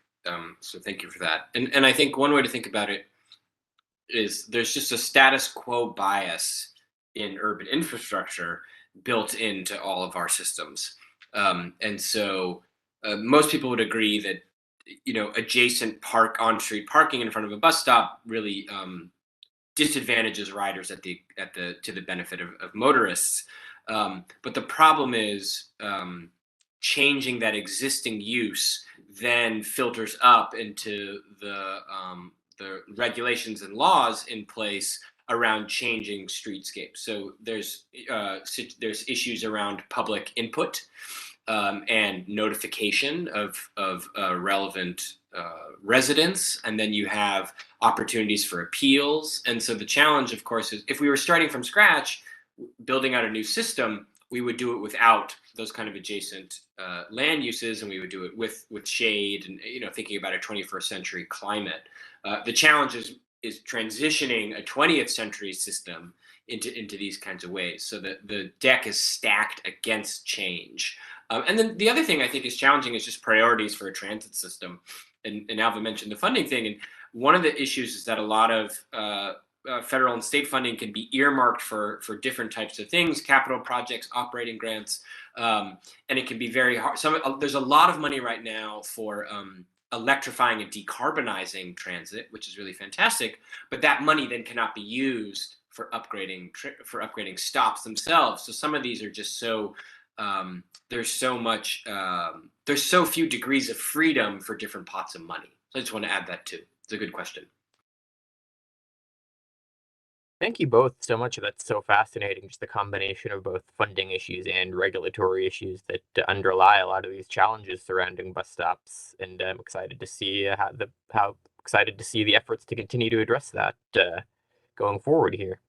So with that, I'd like to again thank our two speakers for their time today. Thanks so much for joining us. And at this point, I'll go ahead and hand it back to Chad one more time. Again, I'd like to take this time also to thank Chad for all the work that he's done leading up to and during this event to facilitate the symposium that we've enjoyed for the past few days. So also I'll hand it back to him for some closing remarks. Thank you so much.